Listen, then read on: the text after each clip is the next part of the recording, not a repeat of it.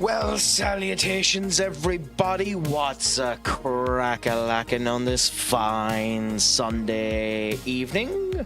The Craic has returned back after a weekend away and is ready for a wee bit of fun with all you fine individuals. An interesting week of football for all of us to end up going through. Is it finally time to end up stating, yes, to completely derail me, is his bloody hopes alive, Ben? Now, with the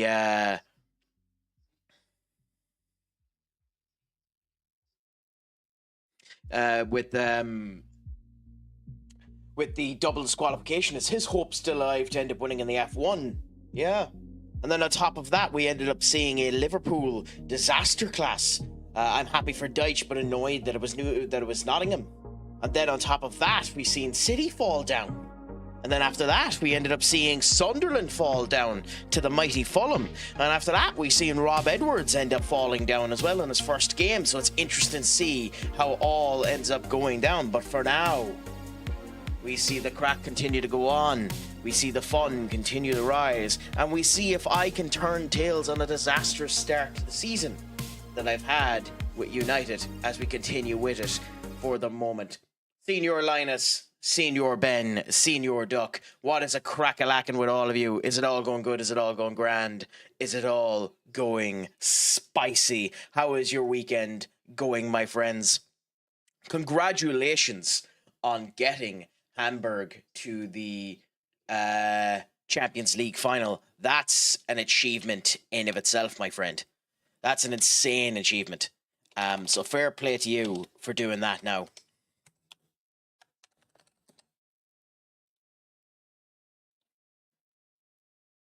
Although, yeah, I did say Hamburg. Hambry, yes.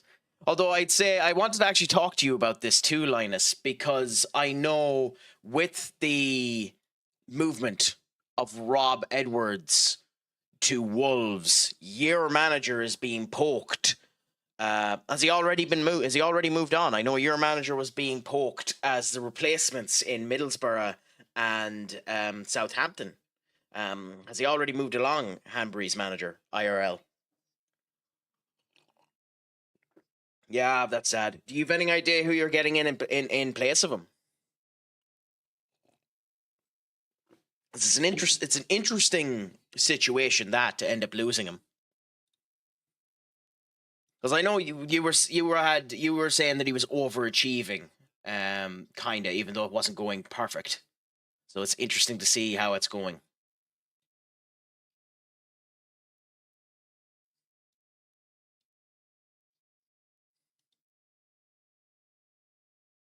Oh, god damn it, game. Give us a second, the game's already bugging out.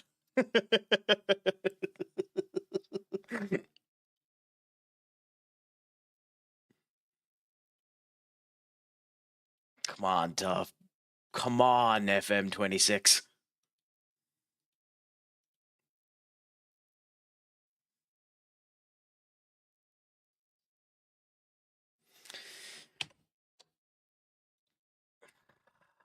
It wouldn't be me if the game wasn't just being a disastrous pain in the asshole.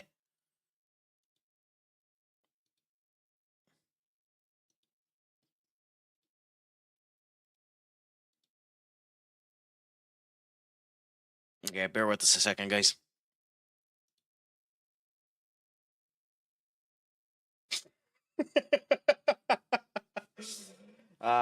The ladies win the Aussie League. Interesting. Callie Carlson has been talking with Hambury, and I have no idea who that is, Linus. Are they a potentially good replacement? Are they like Swedish general? Like, are they in the like up and coming leagues and will end up improving that way? How is it? What type of person are they? I can do a quick search while I'm waiting on this to load after she broke on me. Do that there and then go to this. 1981. He's 44 years of age, Swedish. He's been in the Swedish leagues for the last one. He's Varaste's manager at the current moment in time. So that would be an upgrade for him. So that's interesting. Tier 1, Tier 2, Tier 2, Tier 2, Tier 1. Then they got relegated. Oh, so he relegated them the last time. Interesting. Salutations, Senior Benny. What's a crack-a-lackin' with you? Pleasure to have you in. You come in at an interesting moment in time because the game just decided to crap its ever-loving bed, so we're letting her reset while we go on again. But how is your Sunday treating you, if you don't mind me asking? Not too bad, my friend. And which football game is on today, if you don't mind me asking? I'm guessing it's Philadelphia of some description.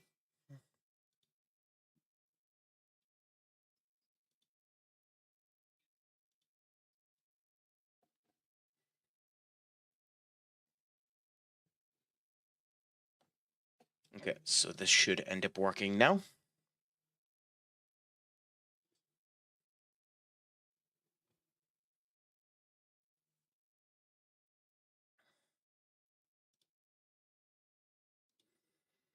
Happy out. Hopefully, hopefully it was a good game. Or hopefully it will be a good game when you end up getting into it and everything ends up looking good.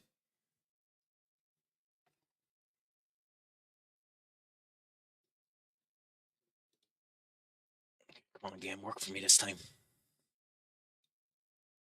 Good. She's not broken this time. Happy out. Okay, so we're going to start immediately before the game decides to break again. And we're going to end up going in to see how we end up playing against Ipswich. With the change of the formation, hopefully it'll end up working grand, the more offensive capability with a bit more of a turn on the wing. They're working kind of like this for it all to come down, so we'll see what ends up happening. If you win, I want to see you make national TV. I don't... I can't comment whether or not I'd like to see that now myself, Duck, but fair play to you for making the offer for Benny.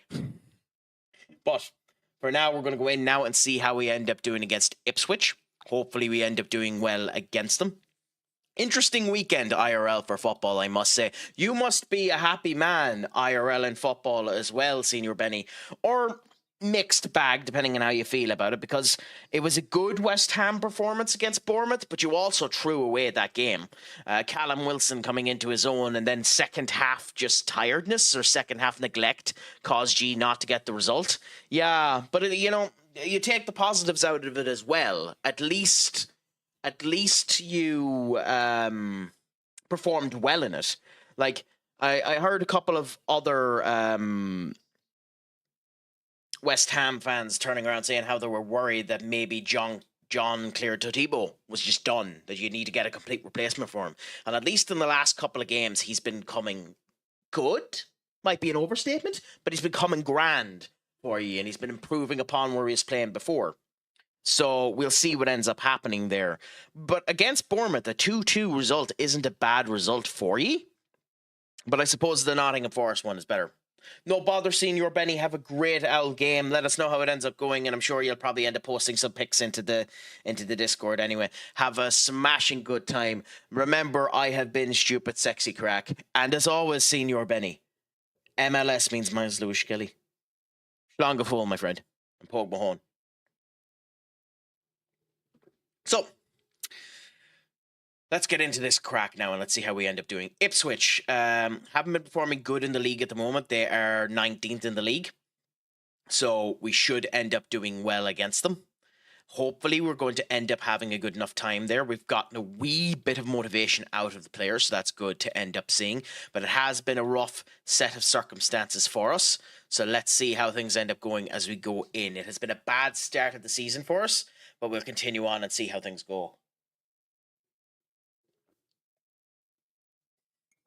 So, backline with Delict, Willie Kwambwala, and Isaac makes us up first, so we should end up doing well here. And hopefully the game will end up running grand as well, which is good. We won't have any weird glitches. Has your reprieve from Football Manager actually continued, Senior Duck, or have you gone back on to it? Yeah, okay, I figured you had gone back into it. And what a horrible goal for them to concede. A beautiful goal for us, because that's just defensive malfeasance by them. Ahmad coming in, shouldn't be given as much time as he has there. Delict straight back to Ahmad. Ahmad straight down. Bruno with just a weird turn back to Ahmad. A good defensive play by the goalkeeper, but just no one there to stop Bruno on a tap in. But those are the type of goals that win you games. Those are the type of goals that lead you up the upper echelon of the table.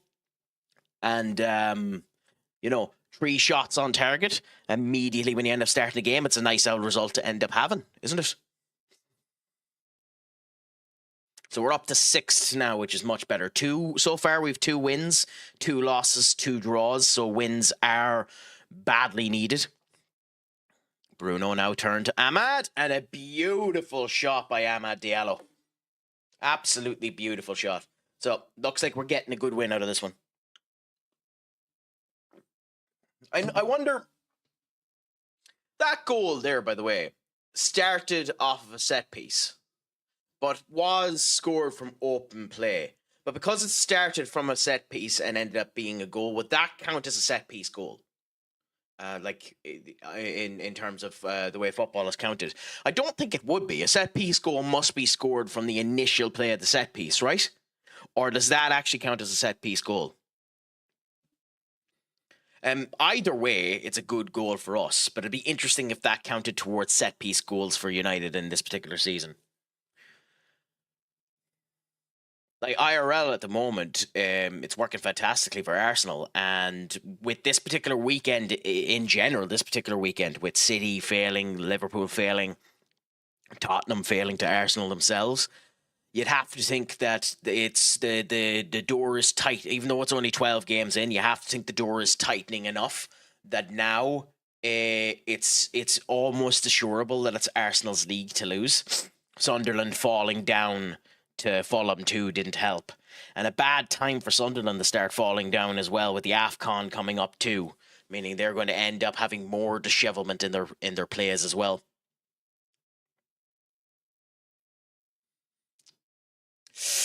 Nice. I'm always scared when you end up seeing sliding tackles in the box, but sometimes it needs to be done. Nice, Manu. Up to Rashford. And off of the crossbar. So which, considering it only lasted you 4 days, Duck, which of the FMs was it that attracted you back in? Was it this one that you went for? Was it Football Manager 26? Was it one of the previous ones? Not too bad. Experimenting with the tactics board, was it? Yes. I mean, the fact that Šeško is injured now until the start of the AFCON means he's coming back with Ahmad and Brian Mbeumo gone.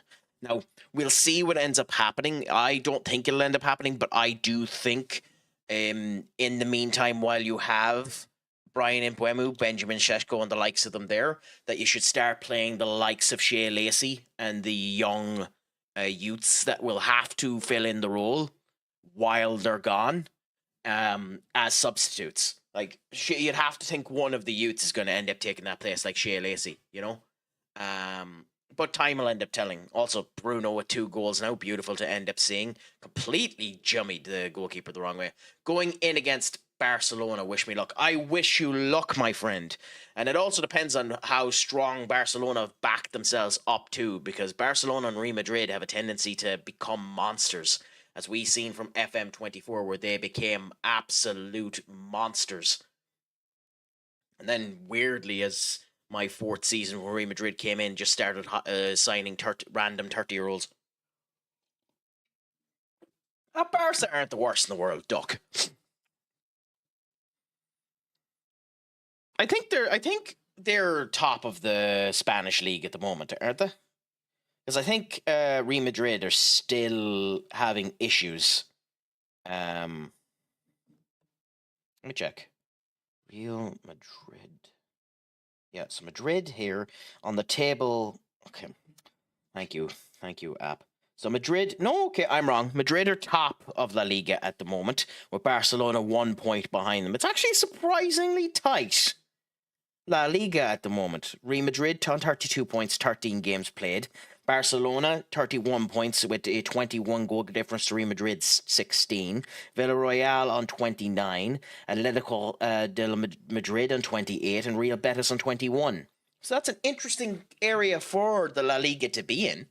I actually need to start paying more attention to the other leagues as well. I know there's been a big swath of news around Troy Parrott after the amazing display that he ended up having in the Ireland internationals. Obviously, it being one of the integral points that got us into the playoffs. And the talk is that he's looking to move from AK to one of the big five leagues, but not the Premier League. He doesn't want to come back to the Premier League until he's like a 60 million euro striker, so that he's guaranteed not to have a Liam Delap situation end up happening, you know?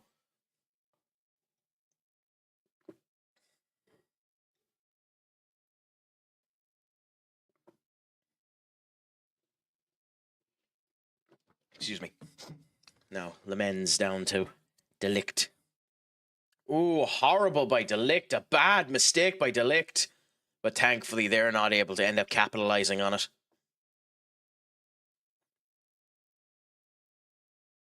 So we might have to make a substitution now in a bit from Willie because it's too much of a risk. Oh my god. Oh my god. What a horrible concession. Oh, if I was an Ipswich fan and this was IRL, I would be furious with that. Oh my god, what a goal. What do you even say to a tap in like that? You poor. I love how it didn't even give Sesko points for it. Oh, it has now.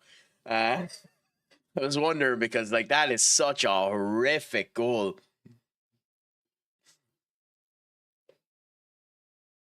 I think even you can admit, Duck, that that's not a great.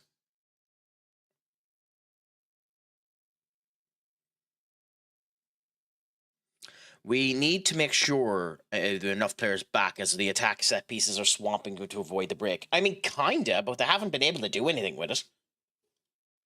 Yeah, so we do actually need to make subs now. We're at the 66th minute. So we have two defenders who have... Yeah, so we put Euro on for Willie and Heaven on for... It's Ilya, isn't it? Is that how you pronounce it? Yeah, Ilya Zavrani. So that's good. We have that done. Rashford is sound, but we probably need to replace Ahmad. So we'll put Cunha on for Ahmad.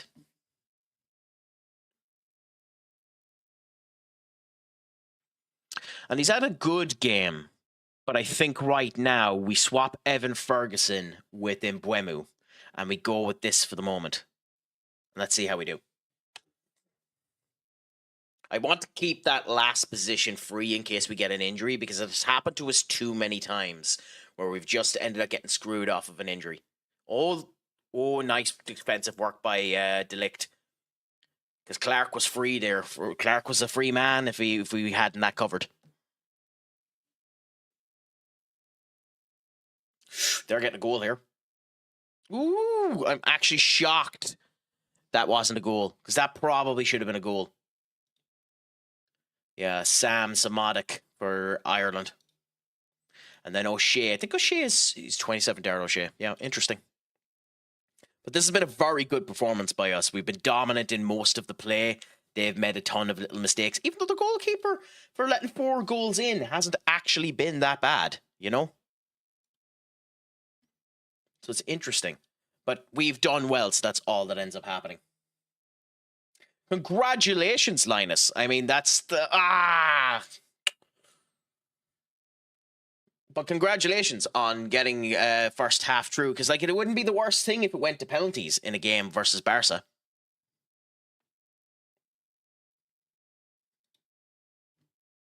Hurst. Beautiful goal by Hurst. Lemens probably should have done. Shut up. Don't you forget, you ain't won yet. But the thing with that one is, the funny thing about that one is, the funny thing with that one, Duck, is, do you honestly think they're going to score 3 goals? I mean, weirder things have happened, but...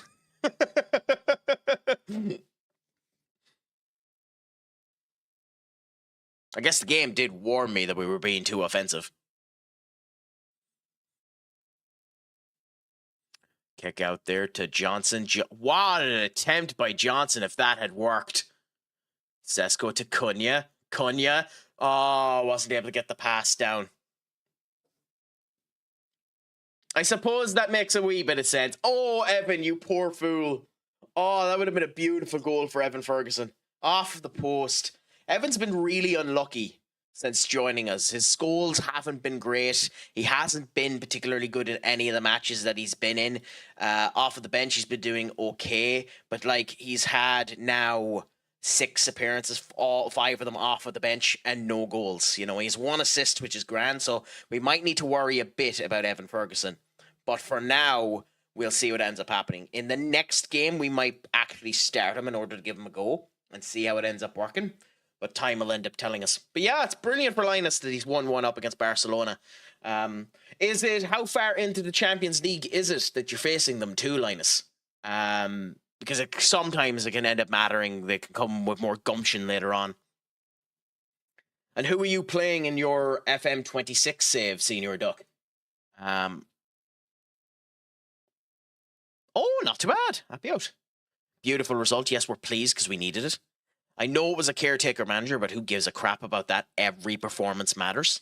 Now, for everything else, I will happily pay Atalanta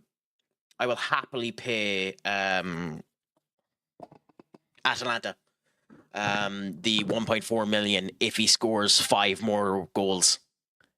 If he scores 20 goals, I'll happily pay the 1.4 million. It will have been worth it. Okay, so we had that deal in for 15 goals and 20 goals. That's interesting. I've never even thought about doing that. Okay, yeah, Jack Fletcher's still playing. Jay's playing. Jameson's playing. When looking at loans, I've gotten to the point now that I don't worry about loan deals unless they have less than 60 minutes. If they've less than 60 minutes, that means they're being the substitute on and not playing the full game. And I don't send people out on loan unless they're like full time in it. So Enzo Baracha.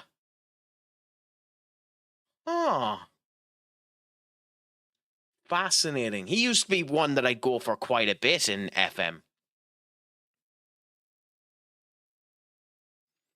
I'm guessing you use Sterling, do you, Duck? I don't, I'm not good at the conversion rate, so I like knowing a wee bit more what the Euros is. Which, to be fair, considering I use Euros, that Enzo Fernandez deal is even better when you think, or not Enzo Fernandez,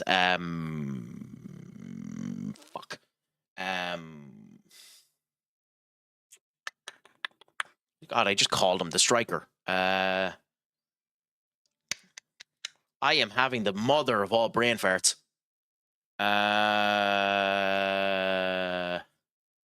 Evan Ferguson, that's it. Is really, really cheap. King, my friend, what's a crack-a-lackin' with you? Pleasure to have you in. You've bet me to it, Senior Duck. Is it all going good? Is it all going grand? Is it all going delicious? King, one of the best streamers you'll end up seeing anywhere there. Gives Northern Lion a run for his money as the best ball streamer on Twitch. But what's a crack-a-lackin' with you, my friend? Is it all going good? Is it all going grand? Is it all going delicious? I hope the streams have been going well for you in the past wee while there, my friend. But, like, yeah, that 35 million we signed him for is really, really cheap, considering I am in euros, not in sterling, actually, when you think about it. But we will play him as the starting striker in the next game and see how it ends up going. He was brilliant in that game. Once again, VAR has been set up before, it should be scrapped. And I actually do believe that IRL as well. Like, VAR is an okay tool, it's just being used wrong. I like it more in rugby, where they actually feel like the referees have, power and diction over everything they say. Do you concur no matter how he has to use multiple rules? No comment, because that's a stupid question.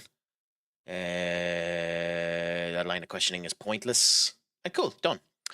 It's going pretty good. Just chilling. Appreciate that, dude. It's been okay stream-wise. I'm just at work restarting my gaming laptop. Not too bad.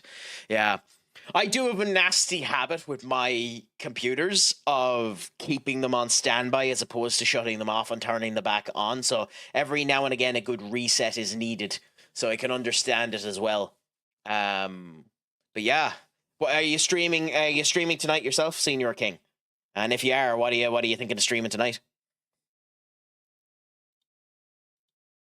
2-1. It was close, but so far away. Oh, I'm so sorry you ended up losing it, Linus. Who ended up scoring for them? Oh, really? What's up with it that means you have to do a factory reset, my friend? Also, for those of you that enjoy this, you'll enjoy this quite well.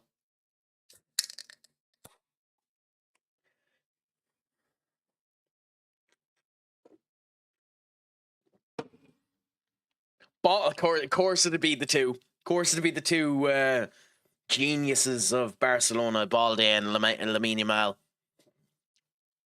Later tonight with Phasmophobia and some more rivals. Not too bad. I didn't end up asking you on the stream when we were talking about it. Who is your main for Marvel Rivals?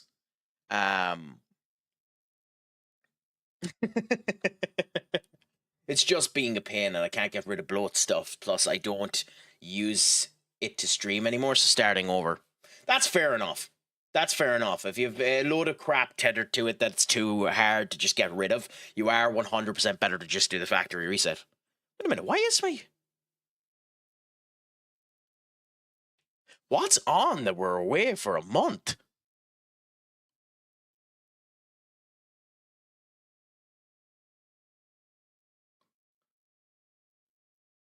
Obviously, it's an international football thing. What's on? Oh, the European League. For a month? Okay. Weird. That's very, very interesting. Okay.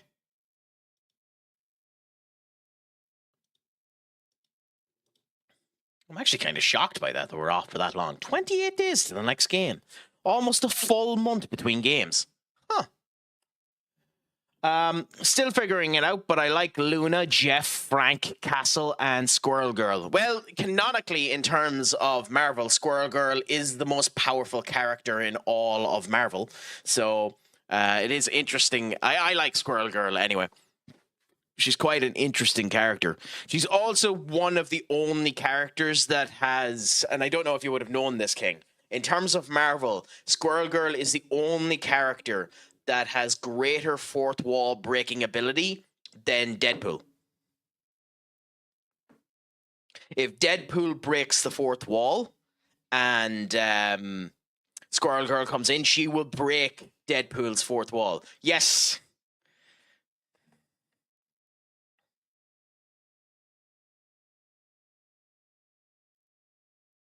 I mean, I can't deny that, but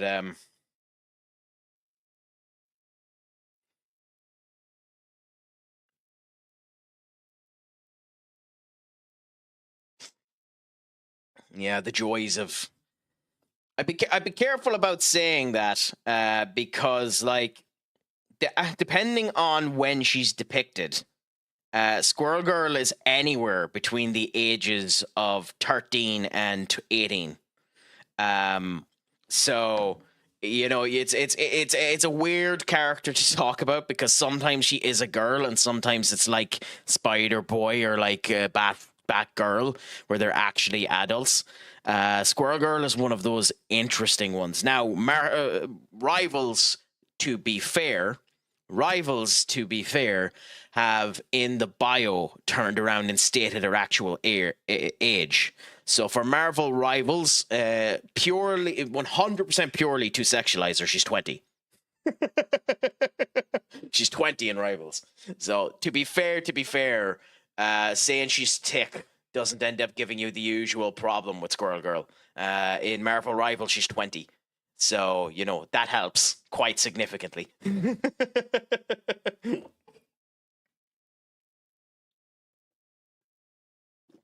But yeah, in general, I'm actually a massive fan of the character. I just think in general, it's interesting to have a character like that.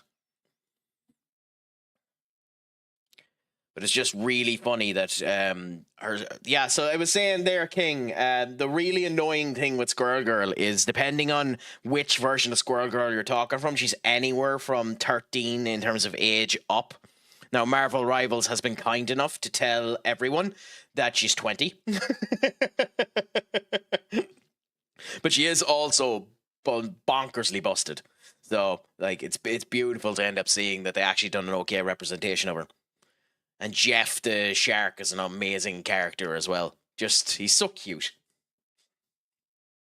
Yeah, I know. Yeah, because it's weird when you end up having characters with the girl and the boy name in them, because sometimes you never even know. Because, like, Barbara Gordon now is 26 in the bloody comics. So, like, still being called Batgirl. But then you have, in Marvel Comics, you have a character called Spider-Boy, and that character's bloody 13. So, yeah, you know. You never bloody know.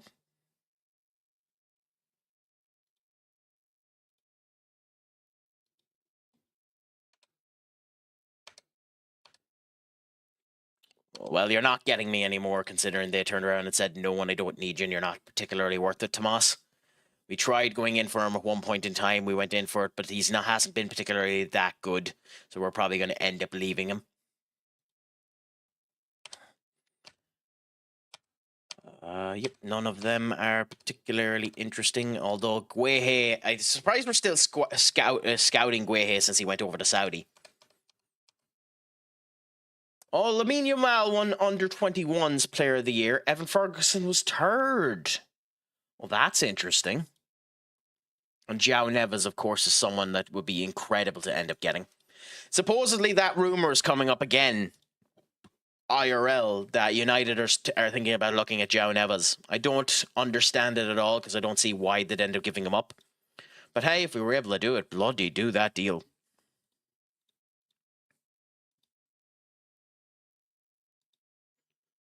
Yes, I mean, but to be fair, I think Rivals did it because they knew. Like, anyone that turns around and says that Marvel Rivals does its characters tastefully is lying. Like, they actually do give you all of the information about the characters, but there is absolutely no reason why Emma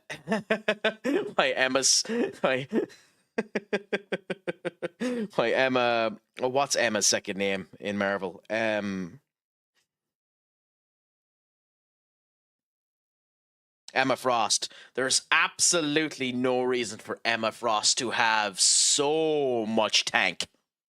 Like, she's not even a tank in the game, but by God does she have tank. And if you know, you know.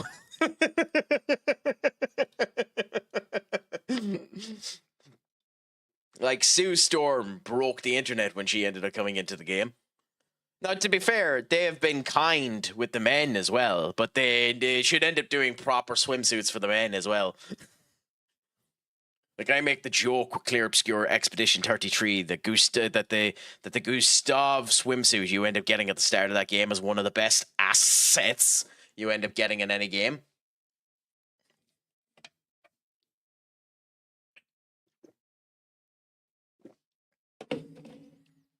But that's also a shroud of jealousy on my point.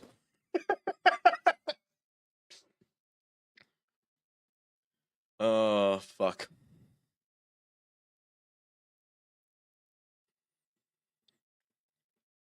If I was hung like a horse, I'd be a happy man. And with that conversation point, I now finish.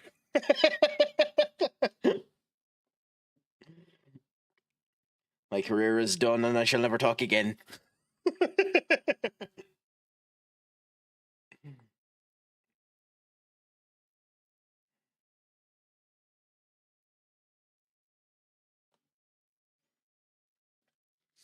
Oh, come on, game. Load. This is how Duck must feel when he ends up having his massive database with 120,000 people in it.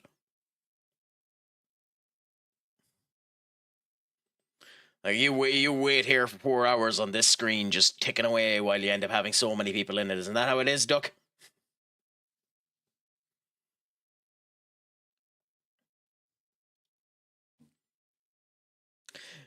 Did you, by the way, Linus, I know you ended up failing with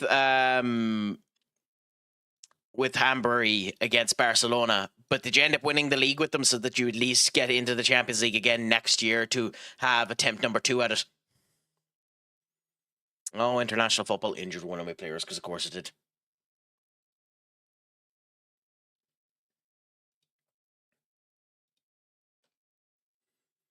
Kim Sung-yuk. Okay, yeah, well, we have him from Vietnam. Who are you? Oh, you're a manager. Okay, never mind so. That's because I can't read.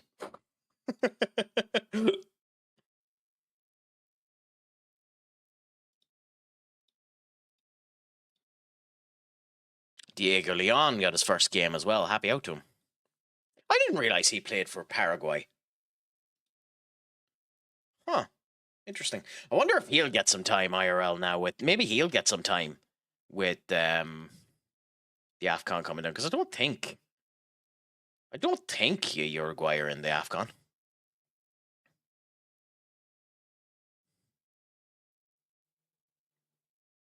"21 days. Let's see if we can end up barreling through this.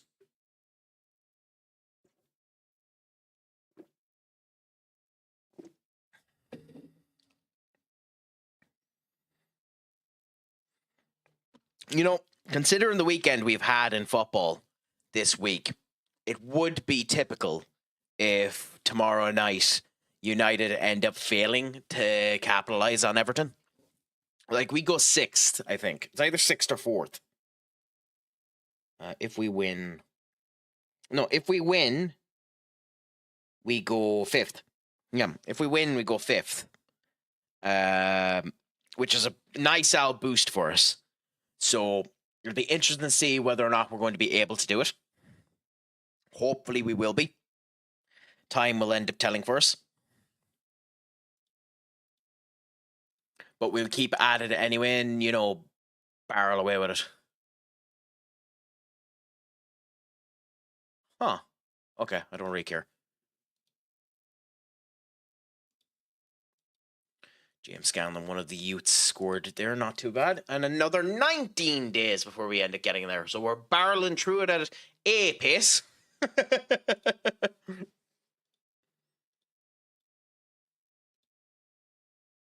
Oh yeah, because Palmer at one point in time was angry and wanted to leave. So we have to keep an eye on Cole Palmer because we're not spending 100 million on him, but he actually would be an interesting person to bring into the squad if we could.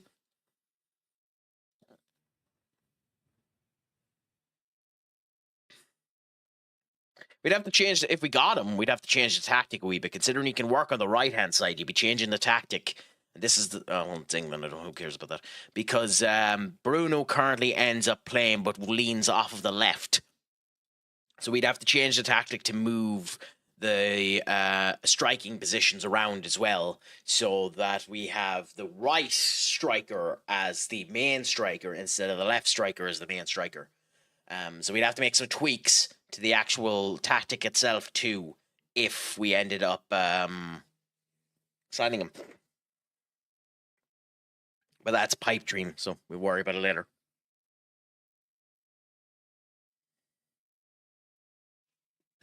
Oh, excuse me. Oh, nice. In the UEFA Youth League, we won against Paris Saint-Germain. That's something you'd like to end up seeing.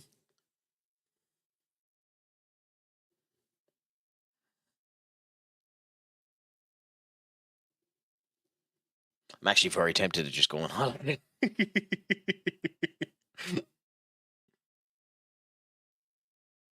Let's just continue to let it go. Luina Rebana. Okay, interesting. So our injury updates, both of them will be back in time, so that's good. Liverpool are the worst in terms of injuries. We have a lot of people with high risks, but we'll worry about that when they come back. Ooh, okay. Well, compiles, assessment. All of them are fine. Good. We won against PSG, and we've seen that. We won both in the under-18s and the under-21s. That's nice to see. So our youth squads are doing particularly well. Now that's concerning. In 2 weeks, our overall balance went from 79 million quid to 49 million quid. So we have an expenditure 3 times that of our income, which is not good. Like, we should be high enough that we're grand, but it is curious why the expenditure dropped so much over that period of time. Like, again, so long as we end up doing high enough in the board, you're not meant to be making profits through these small periods of time as well. And we're still in the Champions League, so we'll make money going into that as well. Again, knowing that our debt is so high. It's one of the reasons why United have a nasty habit when the game ends up playing itself of going into administrativeship. Now, it would be, like, there's absolutely no reason for it, but it would be nice if there was a way to actually help improve the sponsorship incomes and all that type of stuff. It's not the easiest thing to improve in the world. Like, obviously, the best thing to do is to just decrease your wage bill as much as you possibly can, but that's a very hard objective to do. Ooh. So Chelsea at the moment are the best defensive team in the league, and Liverpool are the most offensive team in the league. Cunha's performances. That makes sense. What are they concerned about? So, Yoro wants a new deal. Ahmad wants a new deal. Patrick wants a new deal. To my knowledge, all of them still have 30. Yeah, so he's not getting a new deal because he has his one for that period of time. 30, same thing. Yoro is 29. So Yoro is more likely to get a deal than the other ones. But I also know that I guarantee he's going to ask for about 200,000. Yeah. So just no. Maybe in a couple of years' time when 2 years' time when we badly need to do it, but not right now. Ooh, who are you? No, we'll ignore you for now. I need to cull my Twitch followers. How many do you have, Senior Duck? It's something I need to consider doing at some point in time as well, if I'm honest. But in general, I don't tend to bother. And please explain to me why I am why I shouldn't be worried that I'm going to be part of the nulling. Oh, I hope you continue to stay around, Senior Duck. Over 500. That's fair enough. Your Twitch lurker side app must be on fire.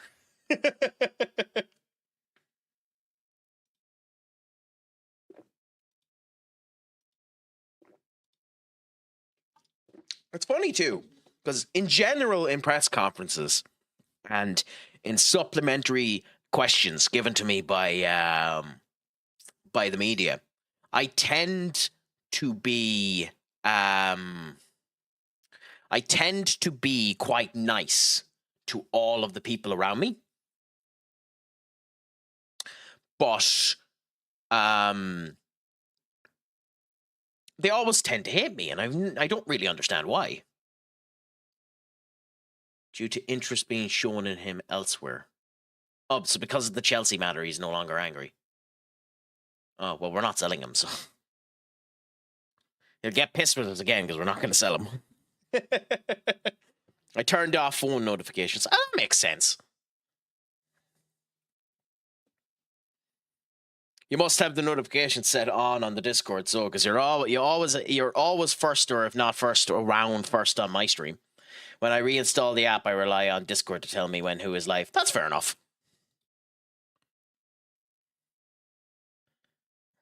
I mean, it's not a bad way to end up doing it. It's why I tell everyone, if you're worried about it, just join my Discord. I end up having it there the whole time. I end up mentioning whenever I go live on that the whole time.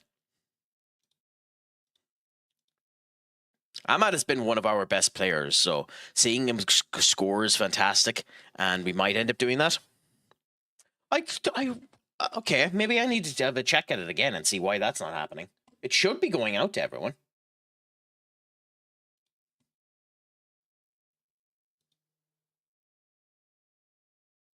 Oh, okay, that's funny.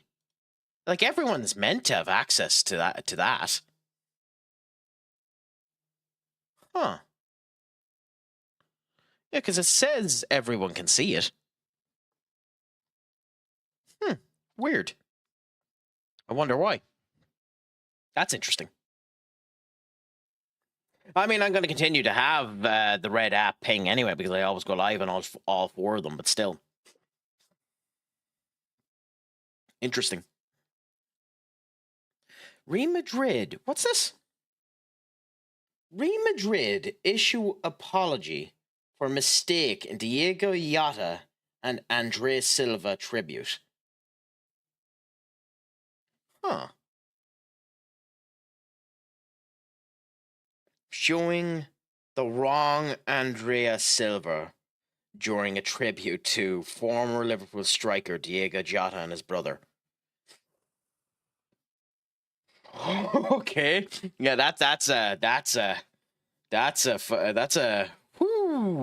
fault and a half, isn't it?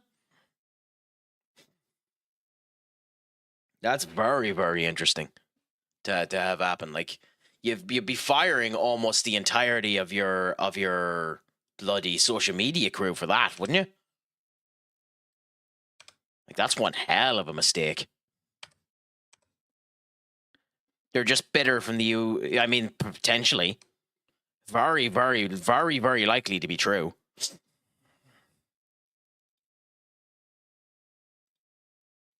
Okay, so we have more games brought up for live broadcast. Interesting.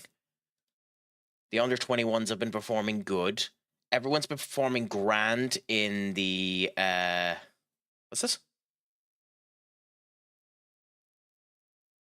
Oh, okay, weird. Yeah, on their international duties, they've been doing fantastic, so that's good to end up seeing. Surprised he gets a mention, Yata, the famous footballer. I don't know.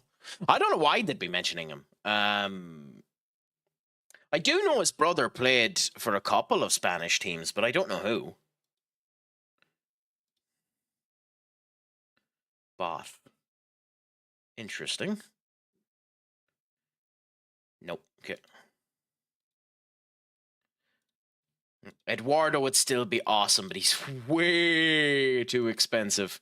Way too expensive. I'd still love to get Eduardo Camavinga. He's one of my favorite players, to be honest. I believe you're with Arsenal, right? Yes.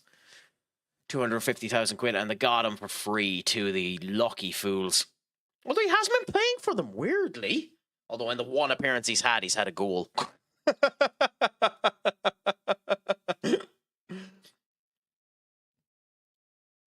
I mean, that's a way to stick it to the man. You're not playing me, but the first time you do play me, I score a goal, and then you're not going to play me again? Well, screw you. I'll be happy with my 1 goal, 1 win.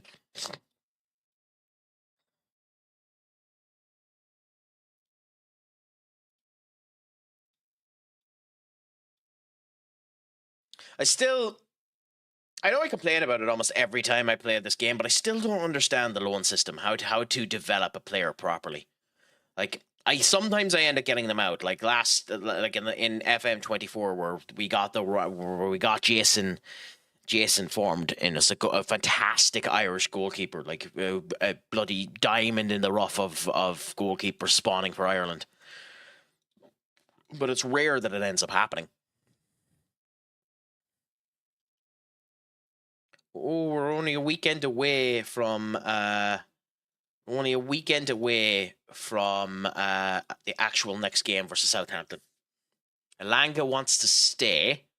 Interesting. Elanga didn't play this weekend, did he? Against City, did he? I don't know. I don't know what the deal is with Elanga. I haven't heard much about him this season. So it was Livramento, who I think is a fantastic defender. I don't know how they got him for so cheap off of Milan. Joe Linton, Harvey Barnes, Murphy, Volmenther. Okay. And on the bench, Wiz is injured, Gordon's injured, Asprey's injured, Osela's injured, Byrne indirect red card, Trippier hamstring, unused subs. Oh no, so Elanga was subbed on for Barnes. Okay. 85th minute. So only got 5 minutes. Someone redeemed pick a song on Lewis chat and I gotta leave the room. Why? What song was it? What song was it that ended up making you have to leave the room? That's insane. And also really ballsy of you to say, considering I have Redeem song put into this bloody thing as well, you know? So that's very ballsy of you.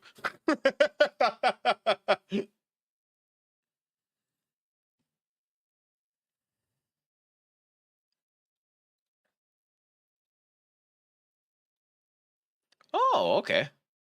I have had it happen to me once, not on stream. I've had it happen to me in a personal save where the club has been taken over by a new owner. Obviously, that's how takeovers end up working. But it was taken over, and immediately they just sacked me because they wanted brand new management.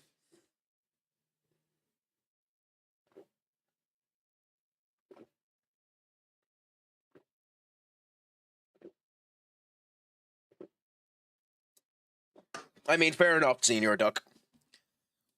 It's hardly something stupid like the Duck song, is it?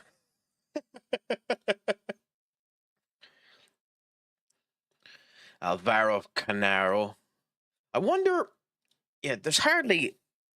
Yeah, so 6 million. God damn it.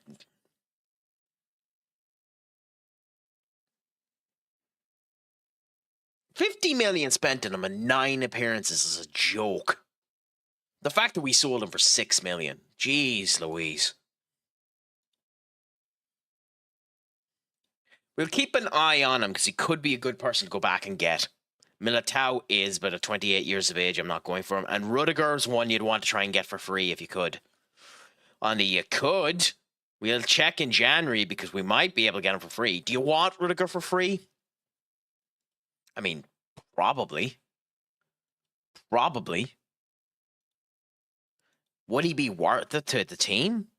I still think he would be, but we'll see.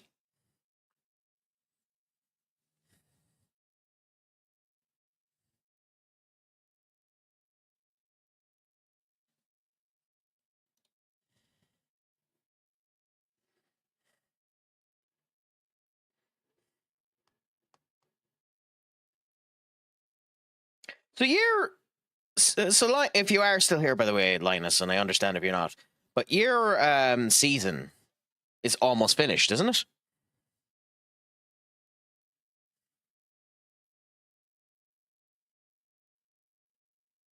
Sweden.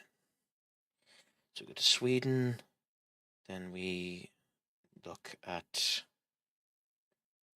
God damn it! How do I spell it? HAM. It does not want to let me see this goddamn squad. Whatever, I'll check it up online. HAMMBRY. Is that how it is? No, there's an A on it, so HAMMARBY.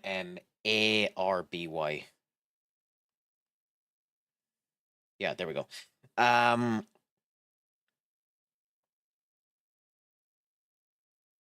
3 more games. Okay, that's interesting. 3 more games in their league. Liverpool 11th, United 10th, Sunderland 7th. Imagine saying this to someone at the end of last season. Now, to be honest, I did say that I seen a fall coming for Liverpool. I thought that team, and I still think this, by the way, I think the Premier League currently has a problem that all of the top teams are performing bad. All of them. I don't think there's a single top team performing good in the Premier League at the moment, and that includes Arsenal, by the way. Even though they're running away with the league at the moment, I think all of the top teams are performing bad. And I think the quality in the Premier League has gotten worse over the past 5 years, so much so that the little teams are coming up to match the top teams. So to me, I'm not shocked at all that Sunderland ended up coming up and doing well. I'm sad that Sunderland lost against Fulham, because I think Sunderland are going to get hit with the almighty hammer of bad luck during the AFCON, because 5 of their players are going to be gone and they're going to get absolutely walloped during the AFCON. So I think Sunderland will probably end up finishing the league around 10th to 15th. You would think that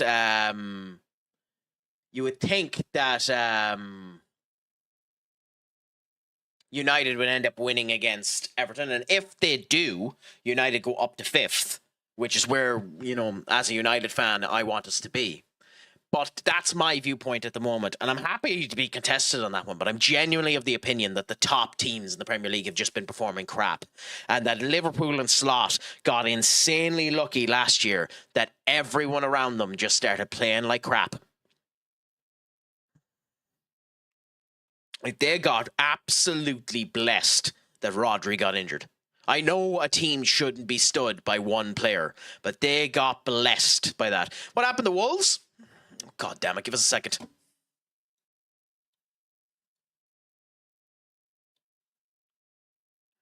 Okay, cool. What happened to Wolves is Wolves had all of their players sold and didn't bother their arse to replace any of them.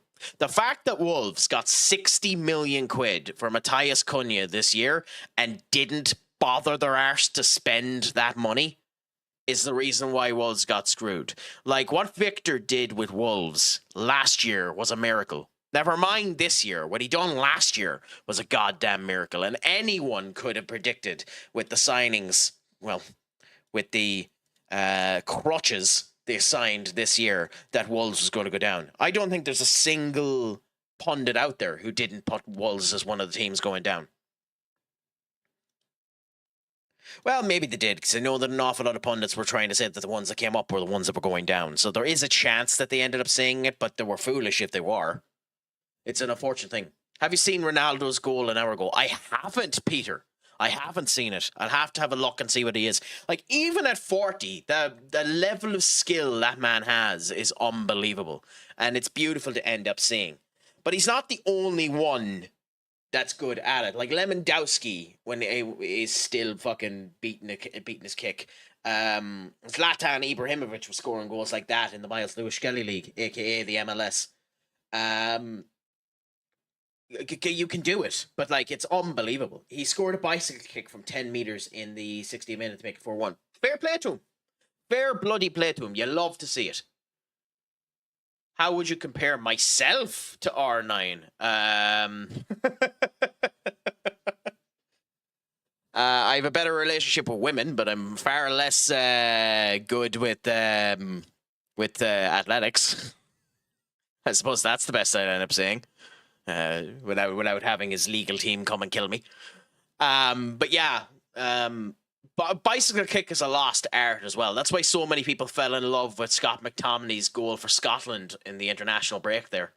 It was a gorgeous goal, to be fair to him. Like, I'd argue McTominay's goal was probably like a good fucking 10 meters or 10 up. Like, he was definitely up a fair side. Biggest problem with bicycle kicks too is you just don't have control of your lower body properly, so it leaves you, like, if you miss that and hit a defender, you're just getting an auto red. Like, I think bicycle kicks are dangerous. That's why they're so impressive when you get them right. You think he'll reach the 1,000? Yes. Oh yeah, I don't think he'll retire until he gets it. I don't know, like, why would he retire before he gets it? He's getting too much money in Saudi at the moment anyway, and he's actually able to keep up. He's got to stay fit until the World Cup, because there's no way he's not going to be playing it, and there's no way the World Cup is going to end up banning him for the 3 games that he probably deserves for the red card versus Ireland. So, we'll see what ends up happening. But I do think he's going to get the 1,000. I'd be shocked if he didn't. It'd be hilarious stuck if he ended up going. Because, like, I think, there is a player, I don't know their name. There's a player in Football Manager in this game that's 57, that's playing in Brazil. It's like if he really wanted to do stat padding, he could go to like Brazil or China and continue to play if he really wanted a stat pad. But I legitimately think he'll get the 1,000 goals. Yeah, it could be him. I'll have a gawk and see, Peter. It very much could be him. Once this ends up loading, I'll end up checking him. I just know there's one in it. There isn't a chance in hell I could score a bicycle kick. I couldn't get the elevation on it. But I also agree with you, Duck. I'm different to an awful lot of people in that I don't think he's as big of a hindrance to Portugal as some people say he is. I think he's better for Portugal than people end up saying he is. But I also think it's coming to the point now where he should be a sub solution. Or definitely game by game be rotated from sub solution. But Portugal do have the unfortunate problem, in my opinion, that their striking options are actually surprisingly weak.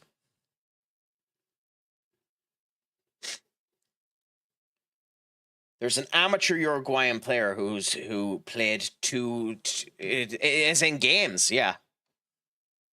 If you want to break your neck, be my guess against the big teams. Okay, let's have a gawk. Is this buck in the game?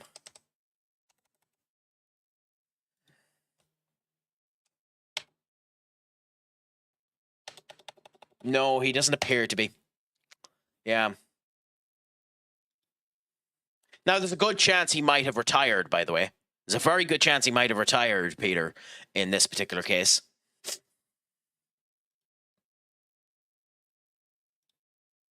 Ben, not a chance, unfortunately. But yeah. That's interesting, yeah. A bloke from the 5th German division is going to the World Cup for Craic. What do you think about that? I actually don't have a problem with that at all. That's the big thing about it. It all depends on international football. Like, I use Troy Parrott as the example. Like, he was for Ireland. The performance he's put into Ireland in the last 2 games versus Portugal and Hungary would make you think he's a world-class striker. I'm sorry, he's not. He's not a world-class striker. He's just a kid with an awful lot of potential. International football is an entirely different kettle of fish. You're playing with entirely different elements of players in a much slower game. So a player from way down the threshold can rise up to levels they normally couldn't end up getting to because of the people they're around and the slower, more methodical game of international football. That's why players don't end up playing as good as they do when they end up coming back. Evan Ferguson is a prime example of that. He's had 2 very bad loan spells where he's probably going to end up getting recalled from Roma. But he is considered one of the top strikers for Ireland and typically performs very good for Ireland. So I do think international football is a showcase of how people act and how they perform, and it gives you a better idea of character. And you definitely should be looking at the character profile of someone on international football. But to take international football as the case carte blanche of how a player would end up doing is a bad idea. But a fair play to the bloke from the 5th division of the German league going to the World Cup. It's a fantastic achievement, and I hope he enjoys it. He definitely should.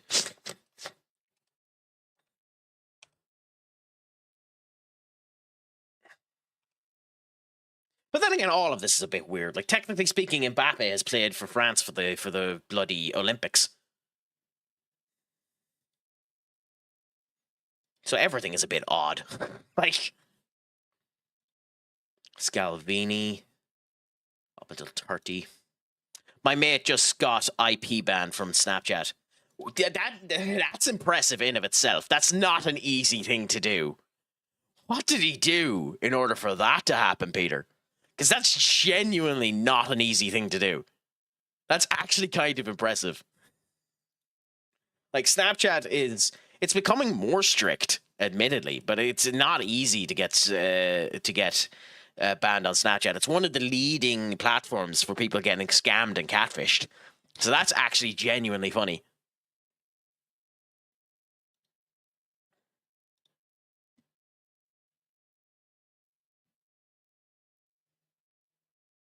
I can't think off the top of my head, though, Duck. And maybe you can, considering you'd probably be more into it than me. Who is the greatest international football player? You know, a player, you know, has the Dele Alli effect, where they're just, you know, the next best thing.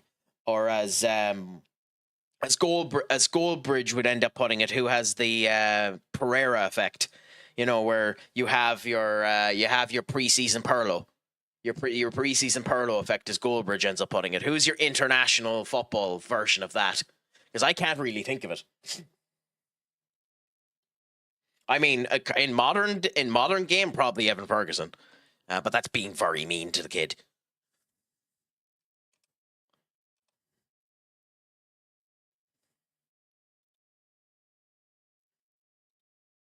I should bring attention that Cups is not getting the amount of football. God damn it!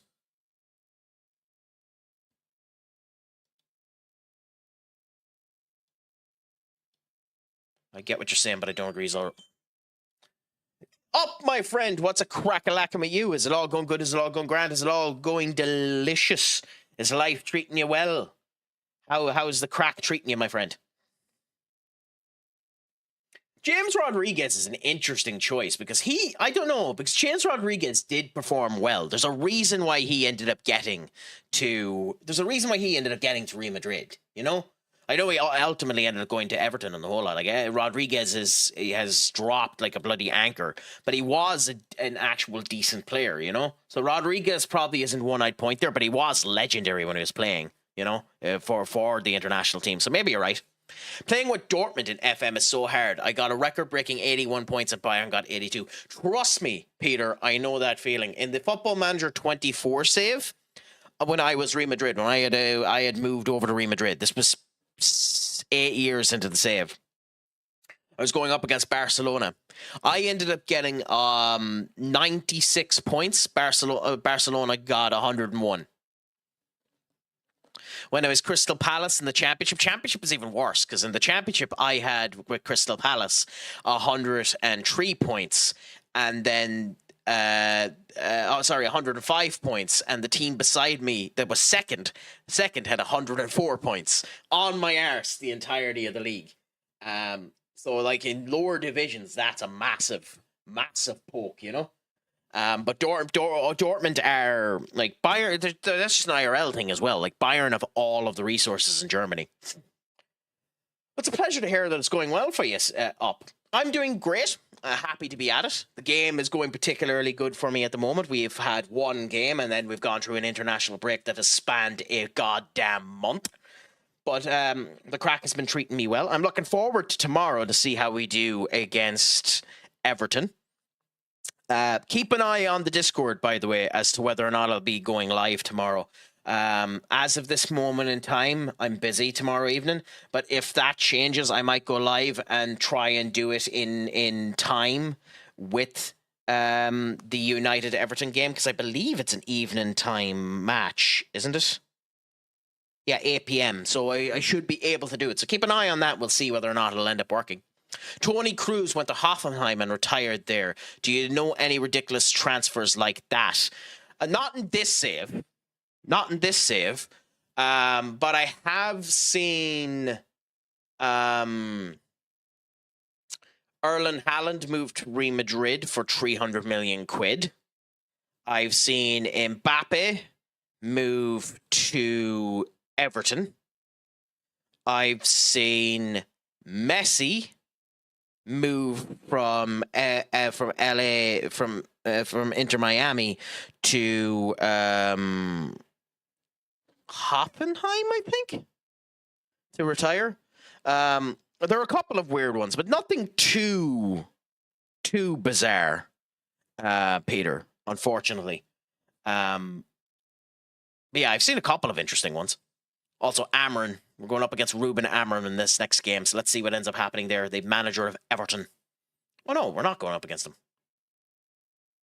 What? Why was he talking about us? Oh, okay. It's just because we took over a spot. Fair enough. In all of my saves, Mbappe stays at PSG and retires there. Lamine Yamal as well. I mean, that's fair enough. Typically, they just give them the hand basket, so it's kind of hard to see them go. I haven't yet seen a save where, unless you're playing with someone, that Lamine Yamal has left Barcelona, to be fair. I haven't seen that yet. But yeah. But it's interesting IRL how things go as well, because you'd never imagine the likes of De Ligt at United, even though I love De Ligt. I've loved him for years. He used to be always one of my first signings. How do you think we're going to do up as well? Do you think United have a chance? God damn it, please load. Do you think United have a chance of beating Everton? I have a very nasty feeling that Everton are going to end up... Everton are going to have a good game against us. I hope that we end up performing good, but we'll see what ends up happening.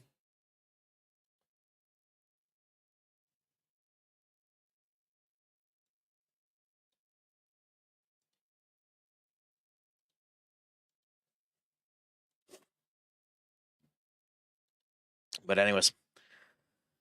Oh, game, don't be at this. Don't be at this. Okay, good. You're still being a little bit too glitchy for my comfort. You're performing a lot better than you did the last time when you crashed every time a loading screen came up, so that's good. But still being a wee bit. Yeah. Wow. Okay, who scored for them? Because that's genuinely interesting. Because I was literally just looking at Madrid there and talking about how it's been a weird season for them. Because I know there's an awful lot of Madrid fans not happy with Alonso. With Xavi at all. So it's interesting that they're 1-0 down. And it's not even that they're 1-0 down. Obviously, we're looking at stats, so I can't tell the full thing with it. But it looks like it's an equal game. Vinicius Jr. didn't start either. Wow. What team did he play? Oh, okay. Rodrigo up front with Mbappe, Bellingham, Trent Guller, Salabars Garcia. Weird. I haven't been watching Real Madrid, so I can't comment on it. But this Real Madrid squad, looking at the team sheet, looks like a squad that's being put together because we have too many players and we don't know what to do with them. It looks like a squad being put together of I just don't know what to do with my players. Don't worry about that, Duck. I'll end up sorting them out anyways. And that's something you never need to apologize, by the way. So it's all good. It's all grand. But yeah, I like a win and a draw for Lecce would be an interesting result now. You see, the big thing about it is I prefer to see neither Barcelona or Real Madrid win the league. Like have a Villarreal win the league. I don't want Atletico to win it either. To see an actual surprise end up happening on those big leagues would be interesting. It's the same way as in the German league. I kind of, not that I want to see them do bad, but I kind of want to see Bayern and Borussia Dortmund do really bad in the German league as well. Although I do believe Borussia Dortmund actually is doing bad at the moment.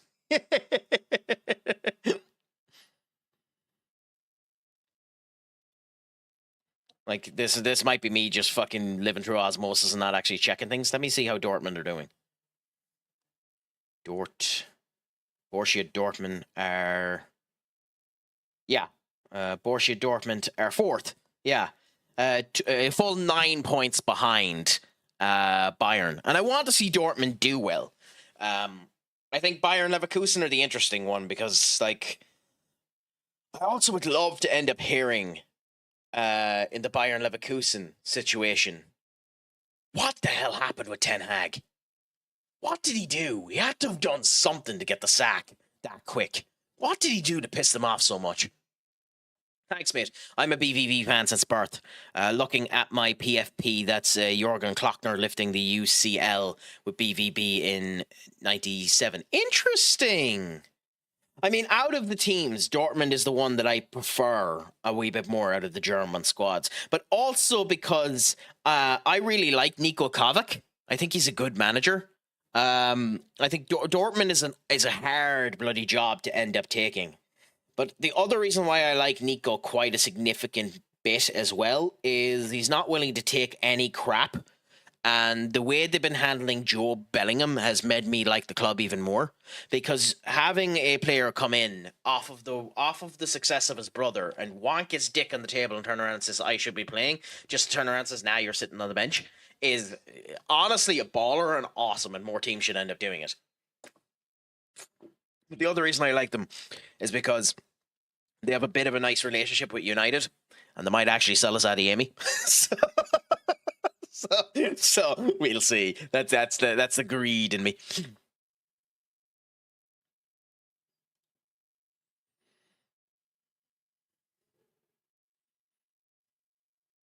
That's honestly just the greed in me, but still. Okay, so in this game here, we're going to go with Evan Ferguson up front. We're going to give Godu his game, so we'll take Willie off and put Godu on instead, and move Delict into the middle. We're not going to make too many changes because it doesn't want to. I already lost all hopes to win the Bundesliga, to be honest. I do hope we go do well in the UCL. I mean, yeah. I mean, I still think like you're still fighting for a UCL spot, anyways. Like you're not too bad off that way. And like it's kind of hard with the four positions not to get a UCL position. Peter, Stuttgart, I suppose, are interesting. Like I like Sebastian Hone, but I think Stuttgart will fall away. So we'll see.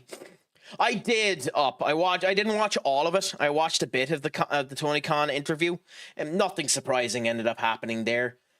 Interesting that he's being a bit petty about Chris Jericho. Interesting that he wasn't willing to give a proper comment about Andrade. Interesting in those type of situations, but at the same point in time, what do you expect from him? Am I surprised that Ariel Hawane made him seem like a schmuck? No, not really. But you see what happens and you go, what's there? Also, we can't play Gadu because he's actually bloody tired. The poor fucking idiot.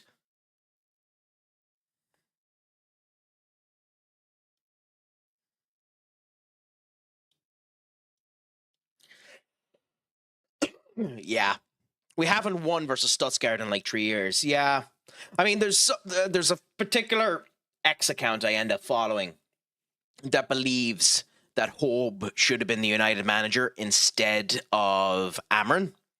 And like I like Hobe, but I don't know. Like maybe it's me. I think Sebastian Hobe is all hype. But we'll see what ends up happening. Stuttgart have a load of good players, and I know that there's a couple of people end up wanting to rob, like Ango Stellar, they want to end up robbing from him and stuff like that. Like Stuttgart have a couple of really good young players, and we'll see what ends up happening with them. But I don't think they're particularly great. In your particular case, it is just unfortunate. This year seems to be a dead year for you, that Bayern have just been too strong, and there's not really much you can end up doing about it. But at the same point in time, it ain't over till the fat lady sings, and 9 points can be easily taken back. It's just you have to get more consistent and find good form. But we'll see what ends up happening. Like, there's plenty of time left. Did you end up watching Full Gear up? Or did it give you any interest? I don't get that reference, the Nia Jax ain't singing reference. I'm not 100% sure what you mean by that. If you don't mind me asking, apologies.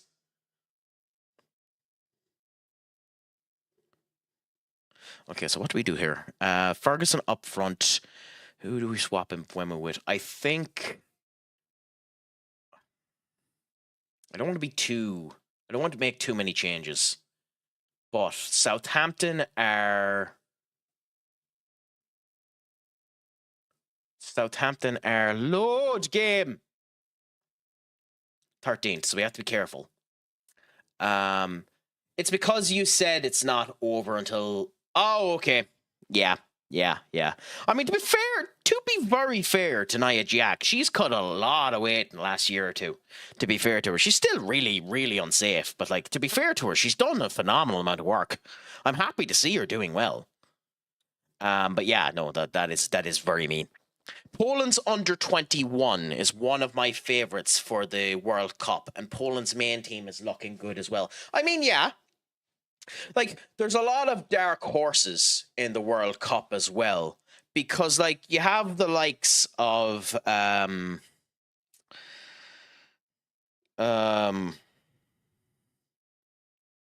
what's their name? Uruguay. Like Uruguay are performing particularly well as well. And personally, I would love, if it's not going to happen, but personally, I'd love to see Uruguay win it again, just to see the first winners of the World Cup actually win it again. It's not going to happen, mind you. I know that that's a pipe dream, but still, it would be an interesting result.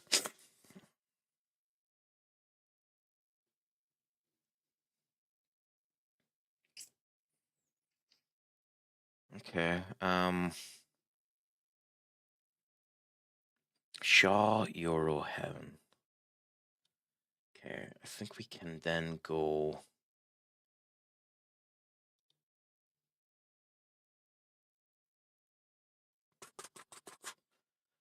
Do you think Scotland will get through? Out of that group, I don't think Scotland will get through. I mean, they've a very good chance at doing it, but I don't think they're going to. I genuinely don't think they're going to. I know it's the simple answer and it's probably the easy answer, but I think if I was a betting man, I think Italy are getting through on that particular group. I think it's unfortunate, but I do think Italy are the one that are getting through there. I think Northern Ireland and Scotland will end up getting knocked out. But we'll see. I gotta win Champions playoff. Well, hopefully you end up winning it, Senior Duck. You never actually told me, or maybe you didn't, I just a tit. Who are you playing in this FM26 save? Do we swap Bruno out? We might do for this. Yeah. Mount's back, but we're not going to play him. So let's go with Mount. Let's go with Cunha there instead. I think we go with this squad here. Euro, Camarada.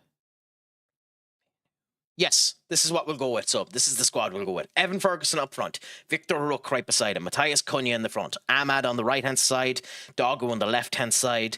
Angelo Stellar and Ugarte in the middle with Willie Kwambwala, Isaiah and Delict in the defensive positionings, and we'll see how we end up doing. So once this takes its 2 minutes to load, we'll end up going. Scotland have... Oh, yes, it's Wales that I was thinking of. Yes. You're right, my apologies. So who do you want them to get grouped with? I mean, Scotland have a fairly okay team. It's magical the overhype that some people end up playing as well. Like, Scott McTominay is having a very good season. But there's people turning around there stating that Scott McTominay is world-class based on the performances he's been doing with Scotland and Napoli. He's performing very, very good in the Italian league. But the Italian league is not the Premier League, nor is it the Spanish league, nor is it even the French league. Like, he's in the fourth, if not even fifth league in the world, and performing very, very good with Kevin De Bruyne there to give him the assists. So, I know Kevin De Bruyne only joined them this year and he was performing good last year. But, like, we'll see what ends up happening. It's not to diminish what he's at. He's doing phenomenally well, but he isn't world-class at the moment. But I like to see that McTominay's doing well. It's just a shame that he started hitting his peak of play and the whole lot at 27,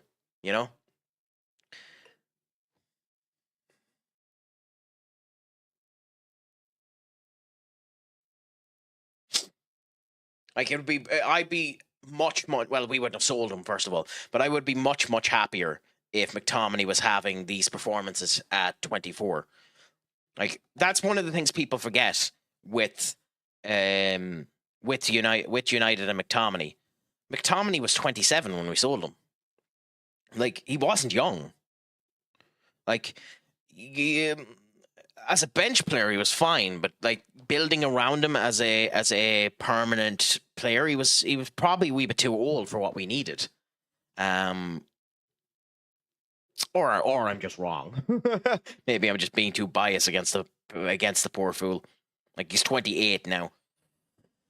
I can see an underdog in the World Cup final, considering the new small nations. I'm very sure of that. Hopefully Poland. I mean, Poland would be a nice one to end up coming into the final. As I said, my black sheep is, and I know that it wouldn't be considered small, but my black sheep is God, I just said it. God, I'm having one of those days. Would be Uruguay. Like, my black sheep is Uruguay. My small, quote unquote small, they did win the first ever World Cup, but my poke is Uruguay. I also don't get the reference there, Duck. Melbourne City Lady. What did I say that ends up coming down to that? Or is that who you're playing? You're playing Melbourne City Ladies. Which, if you are, where is that? Is that an Australian team? Well, it couldn't be. You're in the Champions League playoffs. Or maybe it's just Champions playoffs. Are they an English team? That's who he's managing, I think. Yeah, but that's what I'm thinking as well. I just think he might have spelt it wrong. But yeah. I'm Dem. Fair enough. Anyways. We have a couple of changes made here. Yeah, Australian. That's what I thought. Yeah, Melbourne. Anyway, a couple of players changed there. We have Victor Rush over on the right-hand side there. Matthias Cunha coming in to play where Bruno was doing there. Evan Ferguson up front. Dogu there. Ahmad Ugarte Stellar. Delict Kamwala and Ilya with Lamens in goal. Lamens is probably the position we need to upgrade at some point in time. But for now, cross your fingers, your toes, and anything else first, guys. We're going into our second game, and let's hope we end up performing well. 13th place Southampton. We definitely need another win. This could be our fourth win of the season. We have 3 wins, 2 draws, 1 loss thus far. Ahmad has been performing particularly good for us. Victor has been a mixed bag, but we'll hope that he ends up coming good today. Evan Ferguson has been the embodiment of mediocre, but hopefully can end up performing good today as well. We can give Camrada a nice go on from the bench as well if we're up. Otherwise, we'd be putting Sesko on. Although we might end up doing Sesko anyways as well as him, but we'll end up seeing. Not too bad up. I did play this. What is going on, game?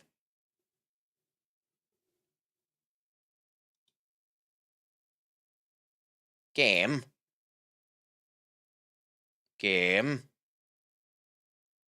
Oh, God, I thought for a second it was gone again.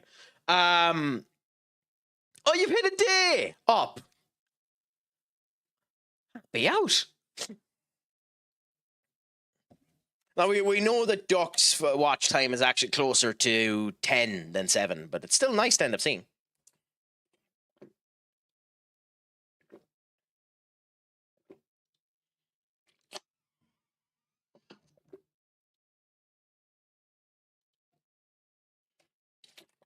Okay, come on, game, load. I wish they had done something with this Teams are warming up loading screen so that there's a wee bit more cinematic since it's getting stuck quite a significant amount. Never bought a PC before. Are you going for an actual desktop PC up, or are you going for a laptop? Because it's a good experience to get the desktop PC. It's scary because obviously you're a bit afraid that things will end up going bad and all that type of way, but it's a good experience to end up having.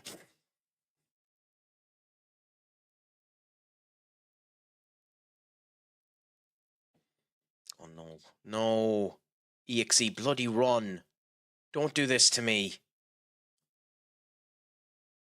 Don't do this to me. It's been grand all day. Okay. Okay, fine. Squeaky bum time has gone by us.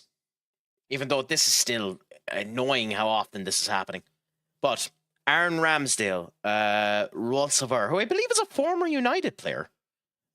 Shea Charles, who I always thought was a United player, but is actually a former Man City player. McAtee, who is a former United player. And Cameron Archer, who has managed to wallop our arse a few times. So let's see how we end up doing. Hopefully, we can end up performing particularly good against them. Okay, well, they're inspired, so that's good. In we go. Pre-match dugout, if it loads.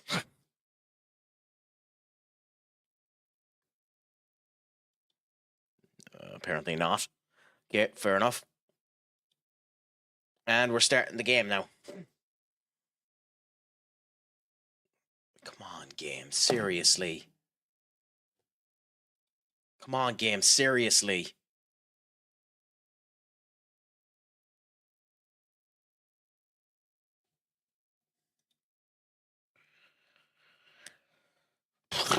Okay, well, she started now anyway, so that's good.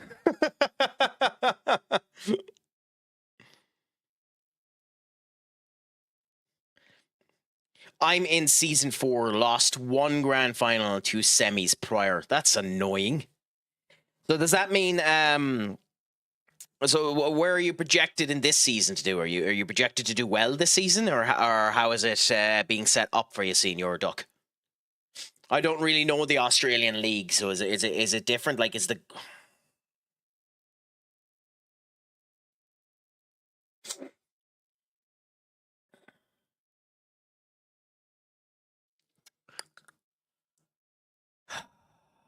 what a horrible goal to concede.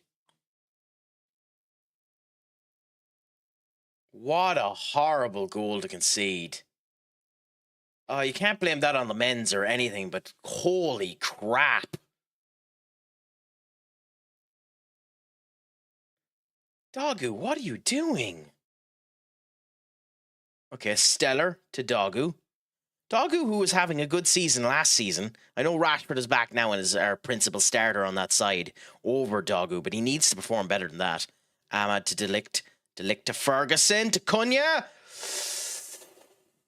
Oh, that could come back to bite us in the arse.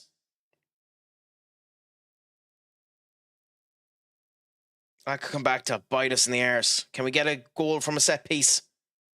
No, out for another corner though. Come on, Ahmad. Up it comes. Very bad crosses from Ahmad. 2 very bad crosses, in my opinion. Aldrich. Okay, Ahmad now. Passes it down. Victor. The run. Holds it. Ahmad. Taken down. Can we get it off of the free kick? Cunha. Cunha. Shoots it in. Nothing there. Victor back down. Nothing there. Willie? For what? Oh, handball. Okay. I'm actually surprised that wasn't a card as well. Okay, Doggo now to Cunha to Stellar. Yeah, we're the better team, even though we haven't had a single shot on target so far, which is the annoying thing about this. Stellar. Directly at the keeper. Christ. Oh, it's going to be one of those games. Okay, penalty. We're going to take the risk because he needs it.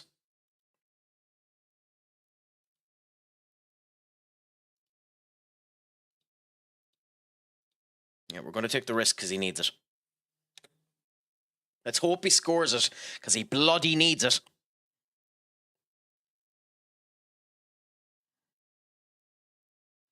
He better score this. Evan Ferguson up front. The Irish striker. Can he get his first goal? Penalty! Oh, Ramsdale went the right way. I mean, a cannon of a penalty, but Ramsdale went the right way.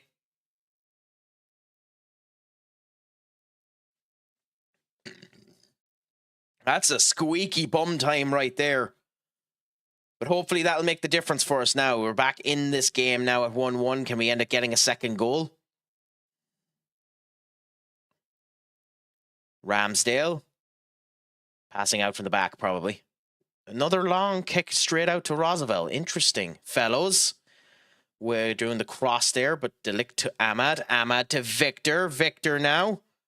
Nobody there for him. What a run by Victor! Oh my God, what a run by Victor. What a save by Ramsdale. Like, we've come back into this game. We've come alive back into this game. A 2.21 XG. Victor should have ended up scoring there. Cunha should have scored earlier on, bouncing off the crossbar. I have a sad feeling this might end up... This has draw written all over it as well, which is a sad thing about it. But hopefully we can end up getting something out of this. 15 shots, only 6 on target. Not a particularly good conversion rate. Lemens to Ilya. Ilya now straight down to Dogu. So it would be United, Peter. It is the club I follow the most. It has been the club that my grandfather ended up following, and my parents had no particular interest in football, but because my grandfather ended up following football, whenever I'd end up meeting him, we'd end up following United. So as a result of which, United ended up becoming the team that I ended up supporting. So as a result of that, it is United for me. But I have other, clubs I like to see do well. I like to see Palace do well. I like to see Everton do well. There's a couple of teams in Ireland that I'd like to see do somewhat well. But in general, that's my situation there. It is typically United. Make those 2 changes for now and just shout at them and hope that we can get something out of this. Because it's not done yet. We still have hope. Don't do this game. Okay, good. Okay, come on, guys. We need something out of this. Like one of your locals, of which I want to say, yes, like the Rovers. And if you know, you know. I mean, I shouldn't be so concerned about it. I can bloody say who they are. It's just how I feel about it. Yeah, Duck, that's the problem. Shut up. Don't you forget, you ain't won yet. Now, free kick. It would have been awesome if we scored off the free kick and when you played that. Rashford. Oh, they still have this bug. Oh, they should fix this. Because the VAR check would make me feel worse.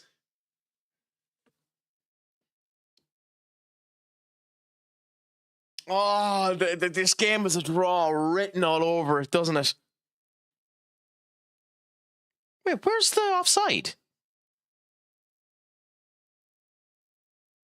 Bruno? I don't know about that. I mean, the game knows, obviously it's correct, but that's weird.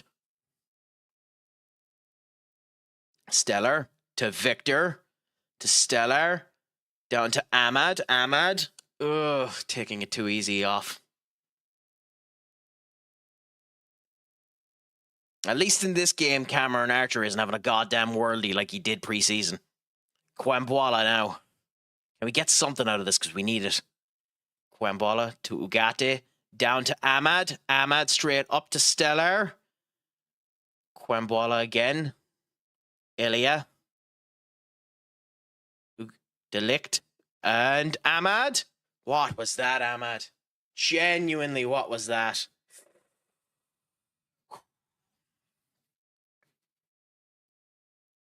At 70 minutes, we'll have to change to ultra attacking and just screw defense completely. Ahmad to Ugarte. Stellar to Evan. Evan loses it far too easily. Ah, god damn it, Evan. Oh, but Rashford to Evan to Bruno. Off the bar again for the 3rd time this game. Oh my god, that's the 3rd time this game that's happened.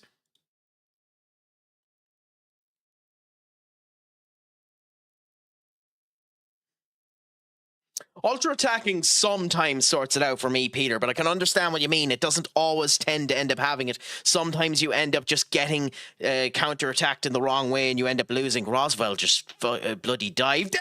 No! What was that, Laments? Genuinely, what was that? No!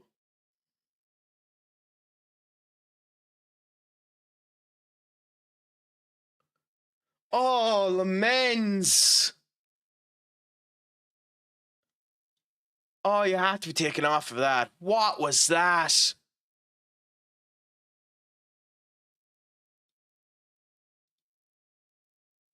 Oh my God.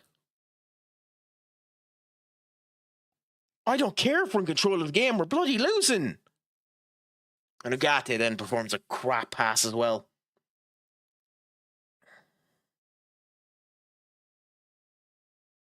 Okay.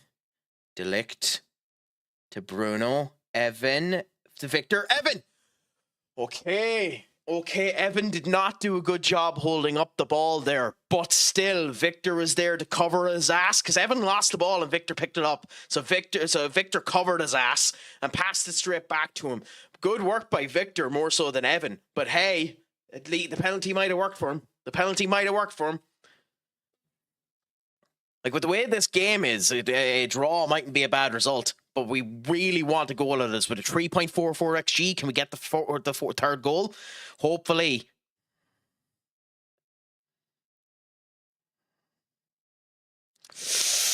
We're in the 80th minute now. Do we make that final sub?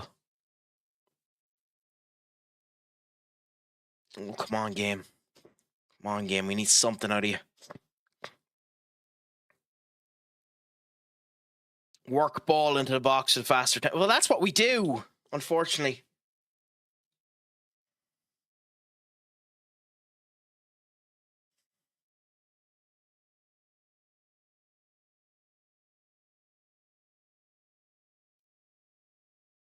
I'm going to make a double sub. Screw it. I know we brought Rashford on for Dagu, but Rashford's been performing crap. We're going to put Mbeumo on that side and hope that he just gets the ball into him in the last 3 minutes. I think this is ending as a draw.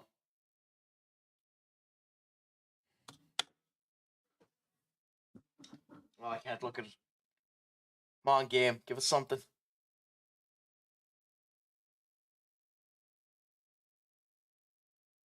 God damn it!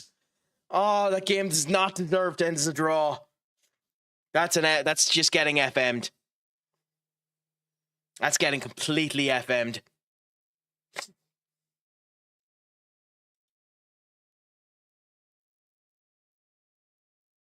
Oh, such an atrocious fucking game.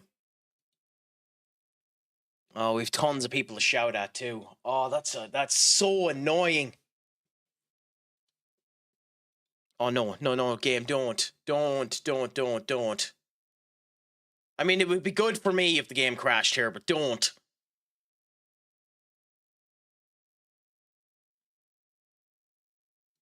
Come on, don't crash. God, she's still a buggy mess, isn't she? Hopefully. I mean, fair play to come back into it. Like Real Madrid went 2-1 up, didn't they? Or am I looking at the result wrong? Maybe I am. Let me look. So it's Madrid versus Eche. Yeah, Madrid ended up coming back into it. Oh no, Eche went 2-1 up. Oh, that's unfortunate. So Jude Bellingham ended up getting the equalizer 3 minutes after they went advanced as well. I mean, we'll see. It's a... Oh, come on, game. Don't. That's like your third time coming up with the not responding. Don't do this.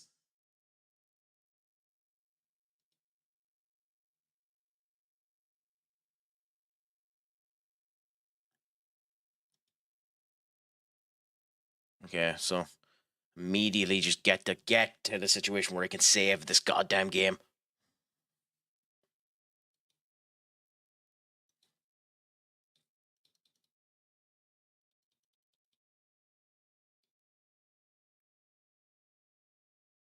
Come on, hurry up. Come on, please. Goal is getting checked right now. Ooh, so it mightn't count. Oh no, it has to count because they've let a sub come in the whole lot.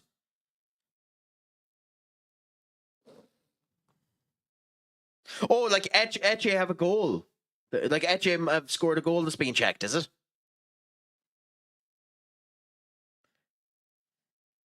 Or is it the Real Madrid goal that you're saying is getting checked? Because I think the Real Madrid goal has gone by.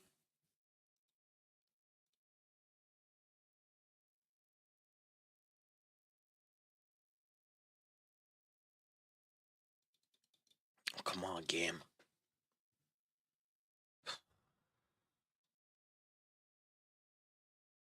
The joys. Joys of that. I mean, set piece goals are just as worthy as any other goals. Like Arsenal are the set piece kings this year, and they're going to win. And they're potentially going to end up winning the league off of it. It's a proper way of doing it.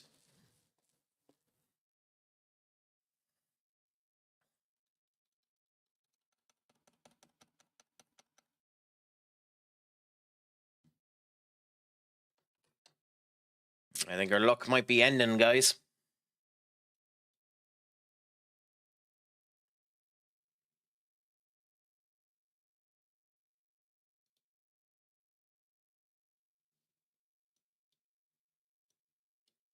Yep.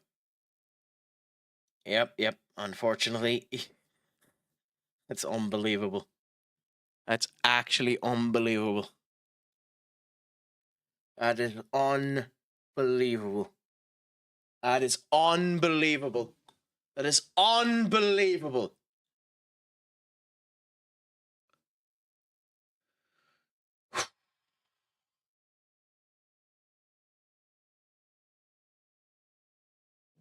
Oh, God damn it.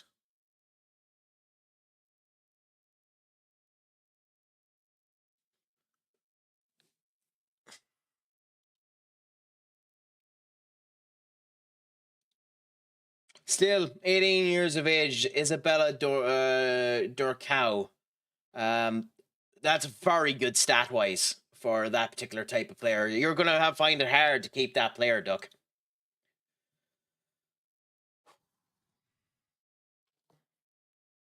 It's actually grinding my gears to a stupid level that this keeps happening to me.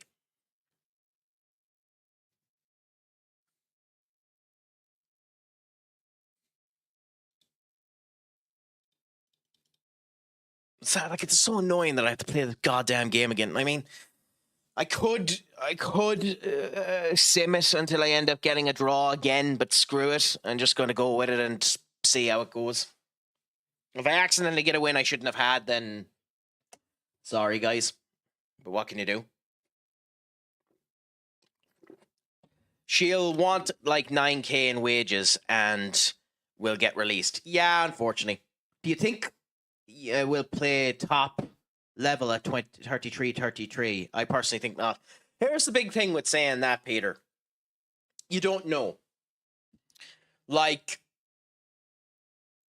he could have a situation at 26 where he just ends up getting injured and is consistently riddled with injuries until the end of his career. He could end up having a Michael Owen situation where he just ends up getting one bad injury that lingers throughout the entirety of his career, hindering him from being one of the best talents that ends up coming. Now, let's hope if something like that happens, he doesn't become a bitter prick like Michael Owen, who turns around and says that the only reason why Wayne Rooney is considered one of the best strikers in English football is because I got injured. You bitter prick. But you can't tell. Like he could tomorrow morning go onto a game with Barcelona and end up breaking both of his knees. He could end up bloody sinking down and having the Dele Alli treatment, where he's considered one of the best in the world, and just the pressure gets to him and he's not able to do it anymore. We genuinely don't know. All we can do is hope that he performs well and continue on anyway. If he continues to perform the way that he is now, looks after himself and is able to actually keep the athleticism that he's at now, yeah, he'll be at the top level of 32, 33. But we also don't know how the game is going to change between now and then. Fitness levels might increase even further than where they are now. Personally, I don't think so. Personally, I think the opposite is going to end up happening, where fitness won't matter as much and you just need dedicated actual talent in play and aggressiveness and strength. I think being bigger will be more important than being faster in the next 10 years. But that's probably not. I'm not a coach in football, or I'm not looking at the recruitment stats of football or anything like that. But to me, based on how I see the game, being bigger will be more important than being faster. So we'll see what ends up happening. I'd say you're probably right that he won't, but it's so many years down the line that we don't. There's too much that can happen to state either way.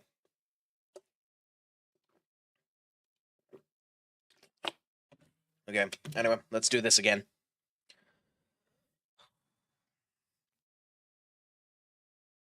Hopefully the game won't crash on us again.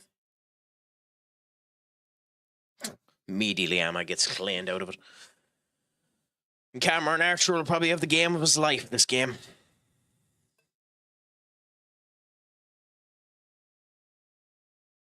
I think the thing that's annoying about it too is even though it was a draw, Ferguson had 2 goals there as well, so it helped for his threshold, and we don't have that now. They're going to score here, aren't they? Oh, I'm shocked they didn't. Wait, are you saying... Peter. Off is a direction you can fuck.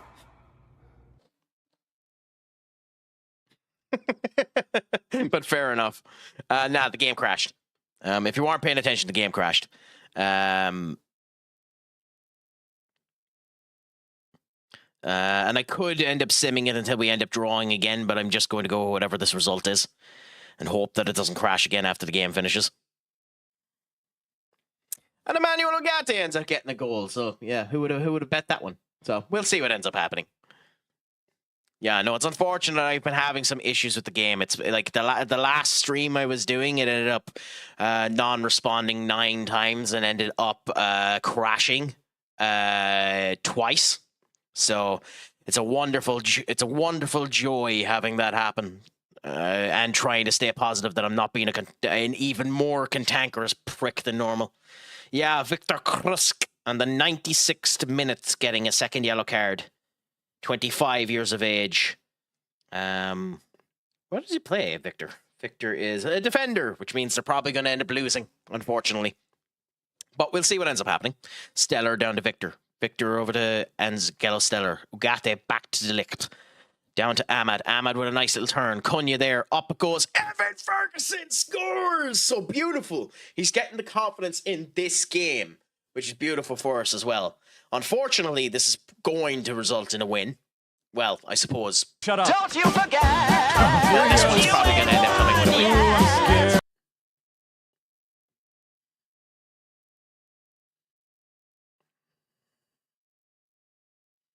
Ilya to Matthias Delict. Delict to Kumbwala. Kumbwala to Ilya. Slow but steady. Dogu now. Over to the side there. Oh, what a goal. More for Dogu than bloody Ferguson on that one. That is tight on the line. That is unbelievably tight on the line.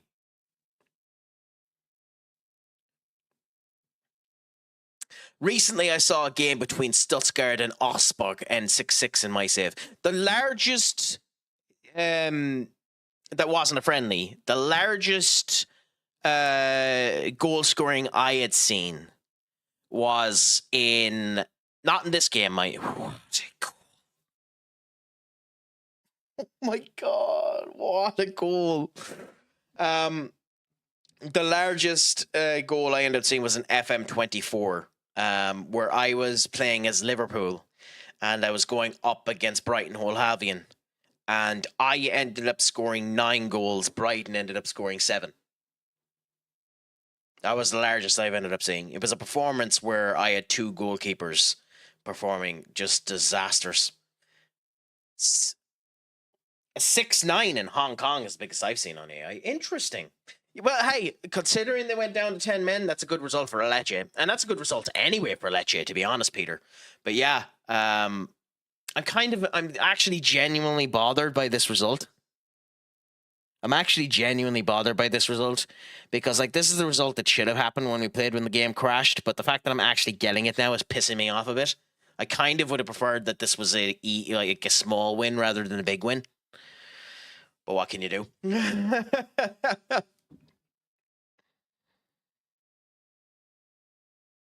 Just for authenticity's case, but hey, there's not really much you can do about it.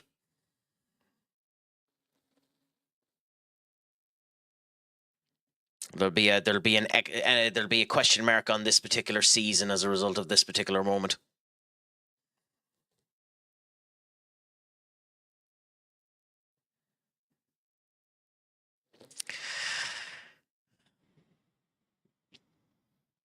The worst I have seen a game with 4 red cards, both sides getting red cards. That's the most I've seen happen in a game. And I have seen a game with 13 yellow cards. Now, 13 yellow cards, and ironically, no one being sent off either, which was interesting.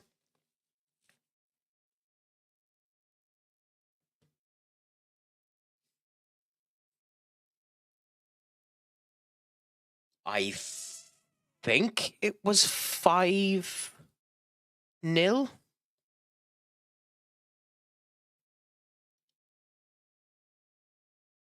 I think it happened during that FM save, the FM24 save.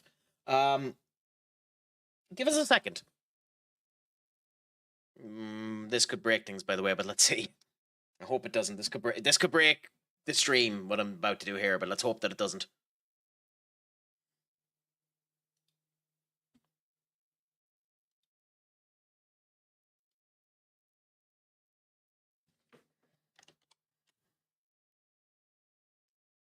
Let's hope that it doesn't.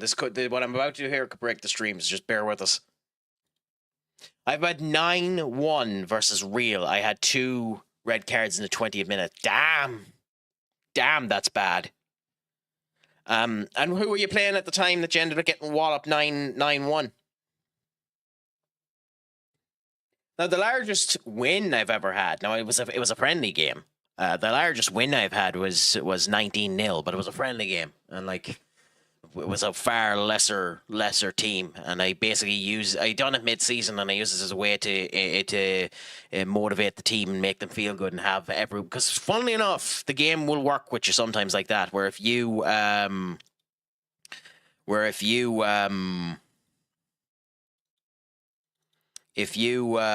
performing really, really bad and just want to get the players into a good mood, play a friendly match against a really piss-weak team and win, and you'll see the morale of the players go up in the whole lot because of the win. So it's actually not a bad technique.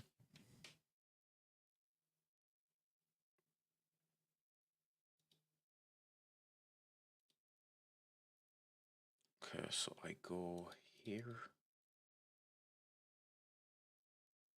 My profile. My history. So my biggest done that.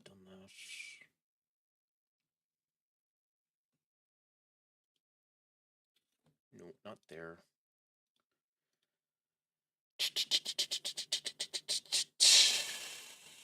It was a 6-0 loss in the FM24 save. That was my largest save.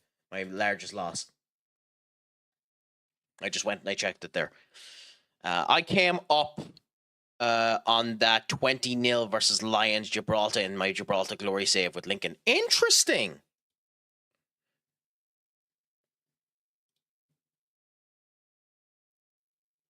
Yeah, Duck ended up having a save here on...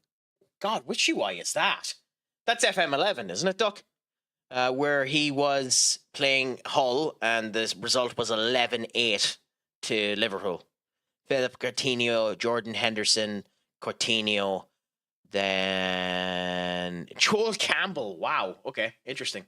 But yeah, just Coutinho ended up getting a double hat-trick there.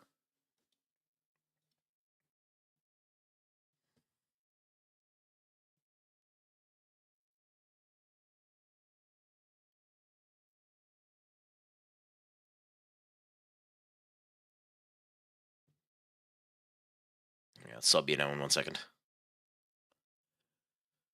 Ball to Ahmad to Ferguson. Ferguson almost scored. Okay, let's make this sub. Okay, Victor is injured, so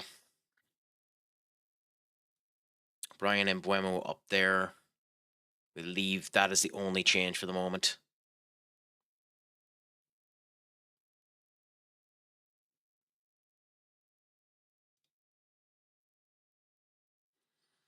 Ramsdale taking a kick out. I once constructed an ultra attacking tactic just for fun, and I managed to lose 12-13. That's the thing with ultra attacking. If you're defensively weak at all, you're going to get absolutely demolished. Although, weirdly enough, I find in this game, ultra attacking is significantly more defensive than it was in FM24.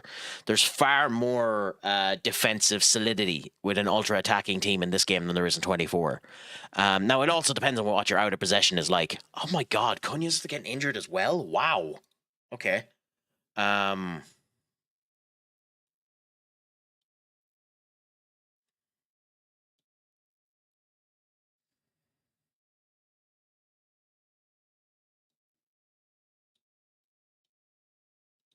Yeah, interesting. Just get through this game without any more major injuries. So I'm going to let this game run and finish, and I'm just going to quickly go for a loo break. So I'm just going to let this run, and I'll chat you in one quick second.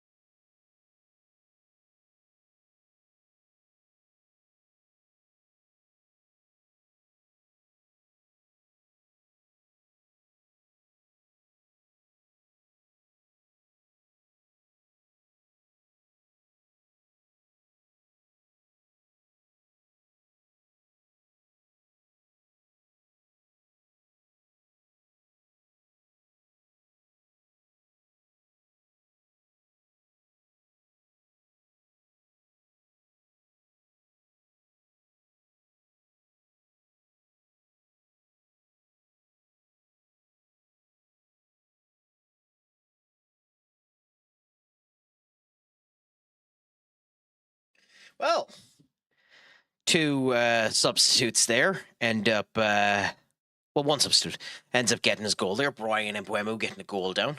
Brian has been the better out of the two original signings that United have had. He's done much better for us than Cunha has in this particular save. Both of them have been a bit of a disappointment, to be honest, but they're both doing well. What type of formation are you playing anyway, Peter, when you are playing the game? Oh, Tom Fellows with a nice goal there. Beautiful cross by Archer. What about yourself, Duck? What type of formation are you playing?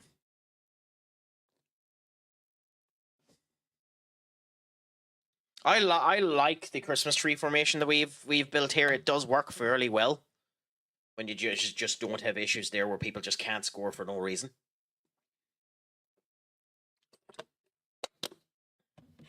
Whether or not it'll work if we ever try an online save where online actually ends up working and the game doesn't end up shitting the crap, we'll end up seeing. But, yeah. Wouldn't it be hilarious, too, if the game crashed again? By the way, if it does crash again after this, I'm just ending the stream. But wouldn't it be hilarious if the game crashed again after this game finishes?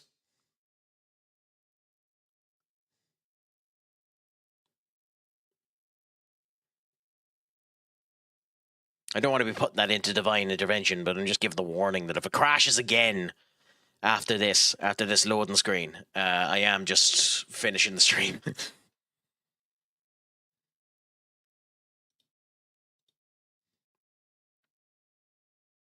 Okay. You loading correctly this time?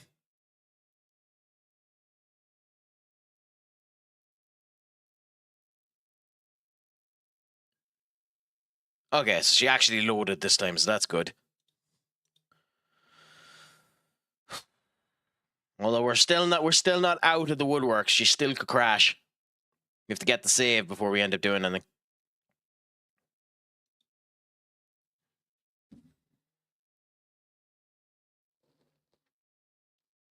So wish her some luck. The fact that I have to wish that the game will save without crashing is kind of insane.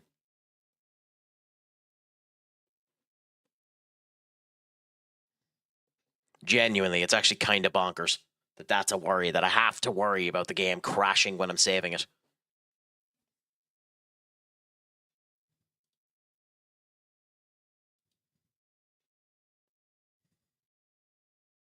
Have you been finding, Duck, that the game takes an awful long time to save?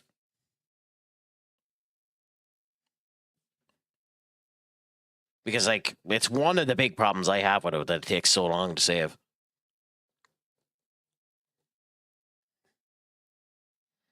Although, to be fair, I have a multitude of problems with it, so I can't be too picky, can I?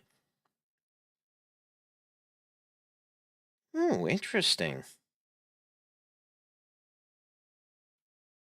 Just decided to have a gawk there at Ligue 1. And Marseille and Racing de Lens are both neck and neck with PSG. PSG are 30 points. Marseille are on 28 points. And Marseille have a better goal difference. Now, to be fair, Mason Greenwood is also on fire over there. And whatever the hell you feel about him is your own kettle of fish. But he is performing like wildfire over there at the moment. But that's interesting that there's two teams actually competing with PSG. PSG mightn't be safe there. I wonder how Lucas Chevalier has been doing for them. I haven't watched a single PSG game, so I haven't a clue how he actually is. I like him even though ironically, when I ended up joining Real Madrid in the FM24 save, the first thing I did was sell Lucas Chevalier because we bought him for 100 million quid and I didn't think it was worth it. It is. I wonder how he's actually doing for PSG.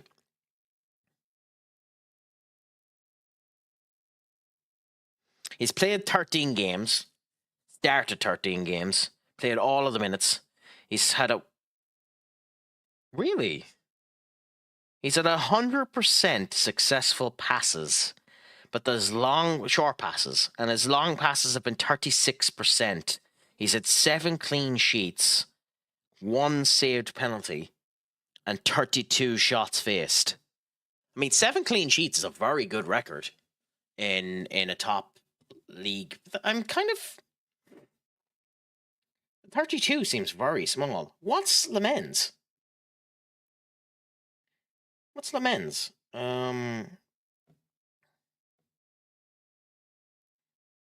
Okay, let's go to the squad. Le Mans stats. Le Mans has played 5 Premier League games. Started 5. He has 100% short pass rate as well, which you'd want to be fair. His is only 20% long passes.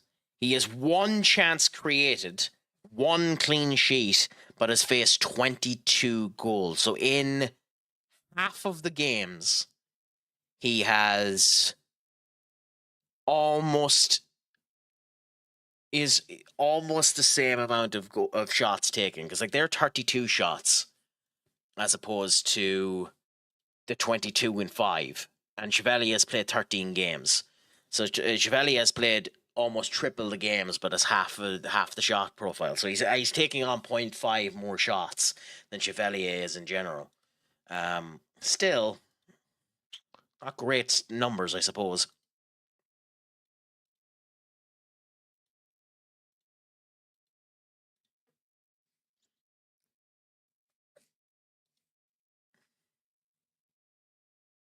I know he's very good, and I know stat-wise. Oh yeah. Stat-wise, he's very good, but that number annoys the bollocks off me. I hate buying anyone that has a determination of 2. I know he's he's one of the best ones in the game to get. And Kenneth is actually very, very good as well. But I think I'll avoid both of them, even though he's far more attractable to my stylings than the other one.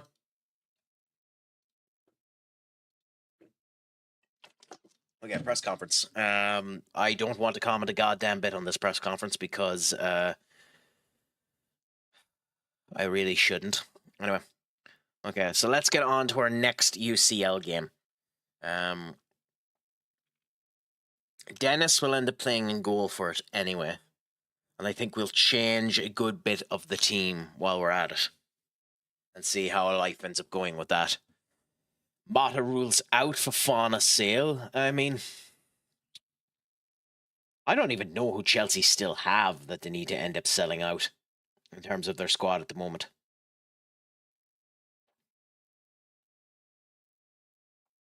Like, oh, I didn't know Burnley had Axel Twansebi. Huh. Interesting.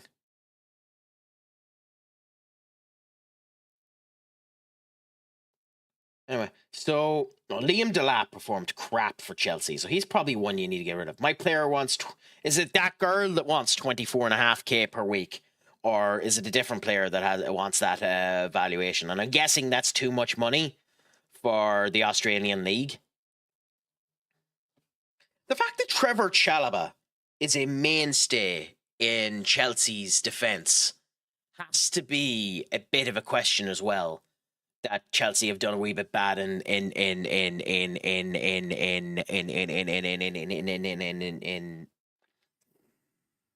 words, crack recruitment.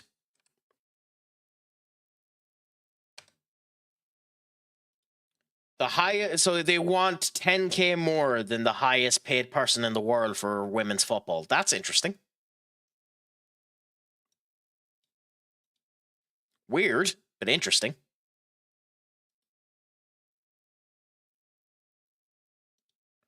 And are you going to give it to her?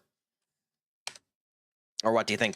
It's one of the things I haven't done. Like, it's one of the reasons why I'm not a massive fan of lower down the division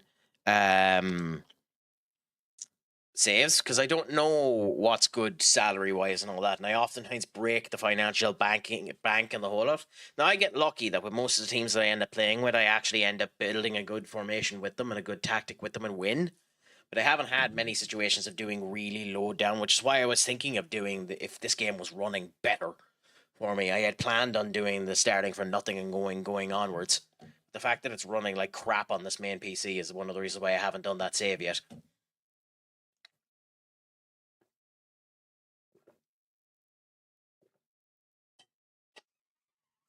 Fair enough. Are you going to sell her? You're going to sell her, so I suppose, or does she have enough years on the contract that it's worth keeping her?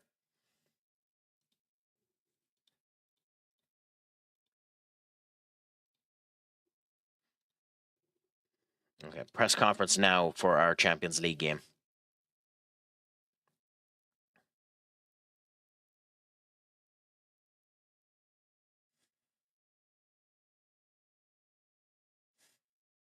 Anyway, are you worried that your players? No, not at all. My players are always motivated regardless of opposition. Need to be rested. Not willing to discuss that. The future holds for continues to impress at CSK Moscow. He's a fine player. We'll see what happens. He's been good. Don't want to wish that. Okay, so we'll see how we do. So they are a weaker side, so we can play is somewhat weaker players, which we were going to end up doing. We're going to give a couple of players that need more chances, some chances, but we're not going to go too weak. So we don't want to fall by our petard again and get kicked out of stuff for playing too weak. So we'll see what ends up happening and then go that way.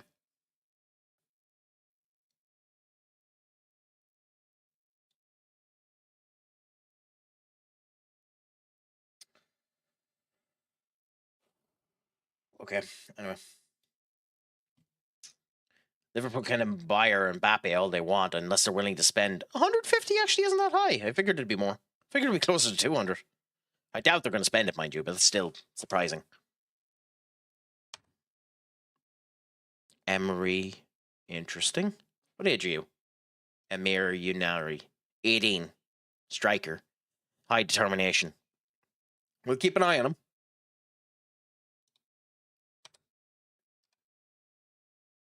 Yeah, he's awesome, but he's also way too expensive. They will end up wanting his release clause. So we'd have to wait and hope that the release clause goes down. I think he's 22? 20. So he's not bad for us. I know an awful lot of people go and get him, and he's meant to be phenomenal, and he would end up taking a particular position for us, but he's not worth the 60 million we'd end up spending on him. Dervish there for you. Osmond. I love getting Osmond. I love him. I love him as a player. But yeah, then we have Esposito. Restes.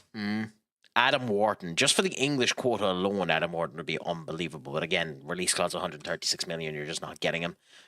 Nico Schlickbacher, awesome, but I believe he's 28, 26. Might have to consider that if we can get that down, or get enough in sales in order to go for him. We would consider that. But yeah, okay. So that's that there. Fletcher, come on, give me the.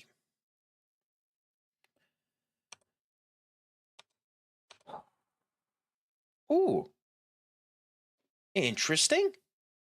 Tram. I mean, we wouldn't get him for a price that's worth it. And we don't need strikers. But Thuram is always one to keep an eye on.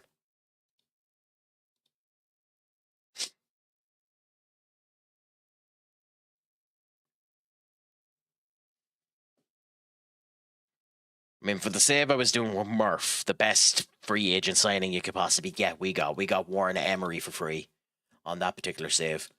But anyway. Cunha and Victor both can't and won't be used for this particular save, or this particular game. So, who do we put in the middle?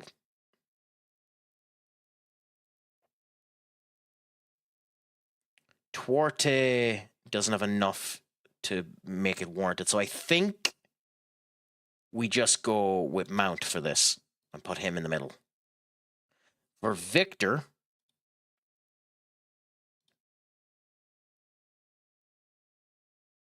Mbeumo is the best. I think we go with Rasmus. Even though he has no bloody game time, I think we go with Rasmus and put Rasmus in for Victor. And Evan performed good in the last game. But I want to give Camarada a go. So Rasmus and Camarada with Mount there. Ahmad. I'm kind of half tempted to swap Ahmad with Mbeumo, if I'm honest. But we also do have Charles Edwards who we could give a go, you know, in the youth. But I don't, again, I want to be careful not to go too weak. Like, they got into the Champions League, so they're not a piss weak side. But they are Azerbaijan, so we should be able to end up beating them with somewhat, with, you know, fairly weak accents. So,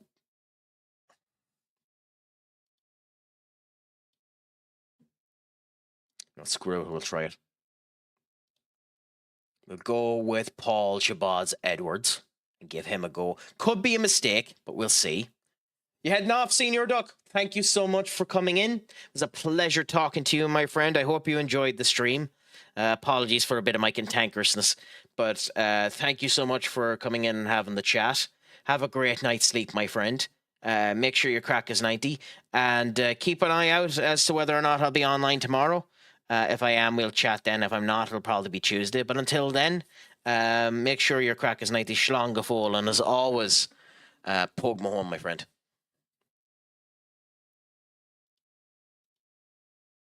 Yeah, we don't really have anyone to... Wait, we have Mazraoui? Oh, okay. Yeah, he's down in the under-21s because he was whinging too much. Forgot about that. Yeah, I don't really want to make that change there. Dagu there. In the center defensive midfield position, put Casemiro there. We don't really have anyone with enough potential to be put there that it mightn't cause an actual problem. But I do think we change Ugarte with Casemiro and go Casemiro and Stellar. No, we go Casemiro and Menu. Now, defensively, also Shabazz is too wrecked, so we actually won't be using him. It's unlucky for you, Shabazz.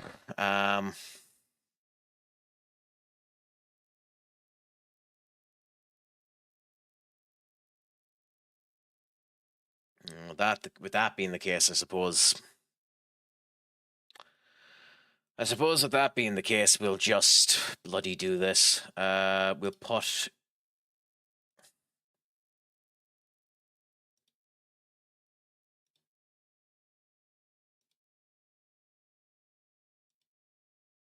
that as the case instead. And then instead of Ugarte, we will go with Mbwemu there. So we'll go with Mbwemu to give Ahmad a bit of a rest. We'll go there. Please let my defenders be fit.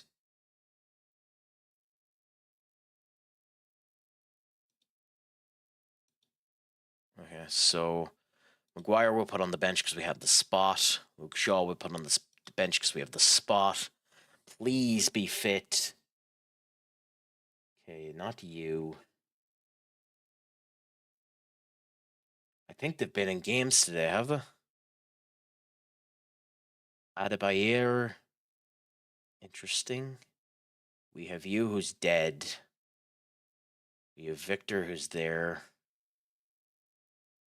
Yoro who actually is on the bench. Yes, unfortunately the Bucks we want to end up playing play it today. That's unfortunate. That's very unfortunate. Because one of the people I wanted to end up giving was Godot. I wanted to give Godot a go, but he's obviously played today, so he can't. So we'll go with Camrada, Hoyland, Mount, Mbwemu, Dogu, Menu, Casemiro, Delict. Actually, no, we'll change this. So we'll go Yoro for Delict. And we'll go Heaven. Do we not have Heaven on the bench? Okay, well then we will go Heaven there. Oh no, Heaven must have played.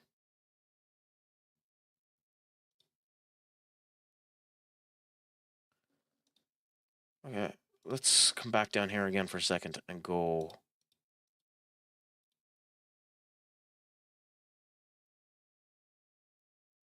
Okay, now let's look and see. He might have just played today. Yeah. Oh no, he's unregistered. Oh, okay, that makes more sense. Yeah, that's annoying.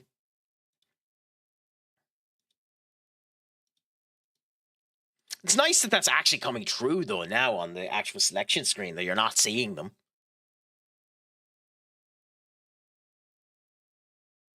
I actually like that change. But yeah, we go Yaro, Kwambala, and Ilya with Delict off for a bit of a rest. We're going to go, yeah, and the men's we'll swap with Dennis just for this game, and we'll see how we end up doing.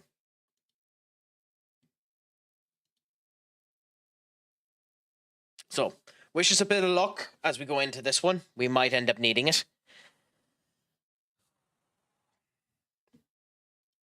A Champions League match. We've done well in our Champions League matches so far, so we're not too bad off. But we'll see how things go. We have 1 win and 1 draw in the Champions League so far. The kind of result you want to end up having in the Champions League. Don't do this to me again, game. Come on, please don't do this to me again. Don't do this to me again. I swear I'm not going to play this game anymore again if it does this. Especially considering I didn't save.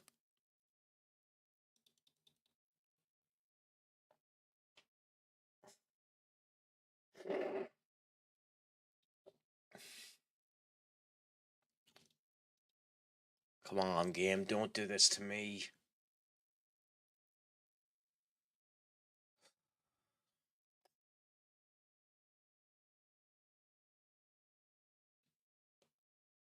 Okay.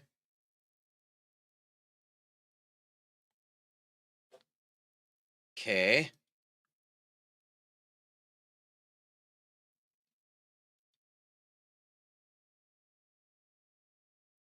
Okay, come on. Come on. Good. Okay, good, good, good. I swear it loves scaring the crap out of me.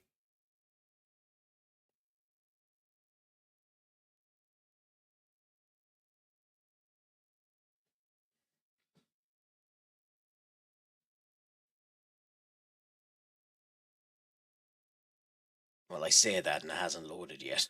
So no, don't forget, I ain't won yet. I'm not even into the game yet, so I ain't won until I end up getting into the game, I suppose.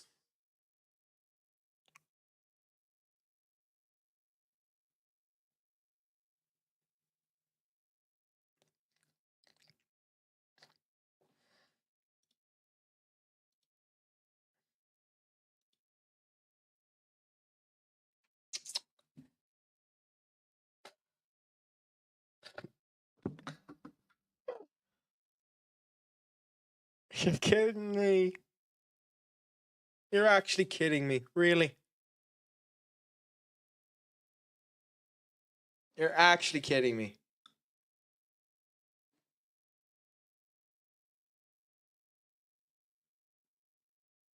Okay. Good. She's loaded.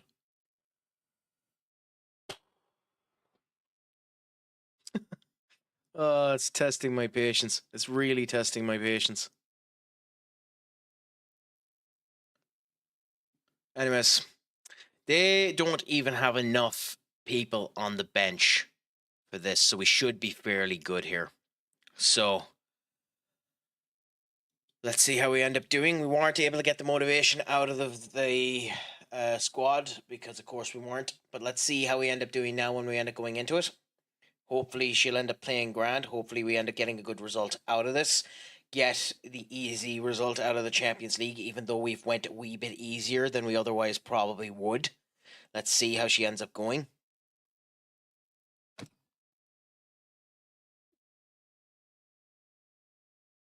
Come on. Okay, good. Champions League football. Already they're the better team. Start things off, because of course they would be. Camarada taken down. Free kick for us. Ilya taking it.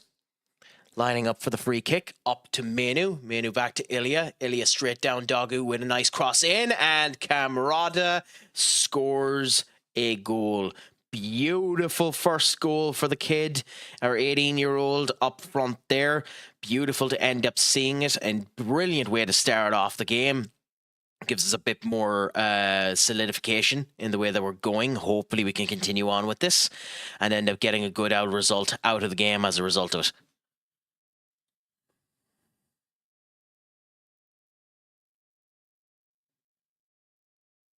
Okay, so 1 shot, 1 goal, 1 on target, but that's what we want anyways. Up to 9th on the table. So if we look at the actual, well, we'll see when it ends up coming back.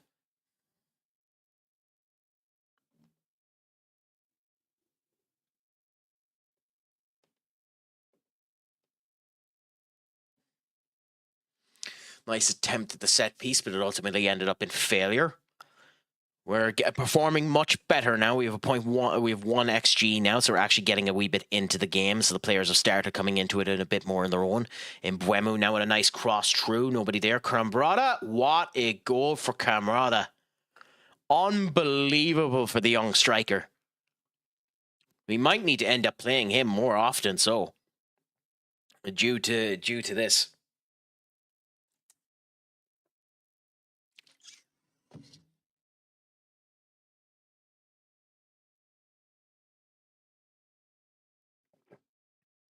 What the fuck? 2-0 up anyway, so that's a brilliant result for us. Continue on now. Still not over yet. They have a chance to end up getting back into this. Can we have enough defensive play in our way to end up doing it to stop them from ending up getting a result against us? We'll see now. This will be our first proper challenge. But Simon's able to end up getting a nice save to it. He had to stretch the full way though, so concerning in a bit.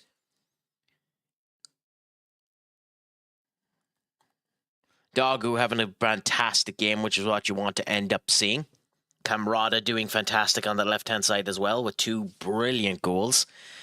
20 minutes in, can we continue on with this level of play? AS Roma beating Ghent at the moment as well, so it's beautiful to end up seeing.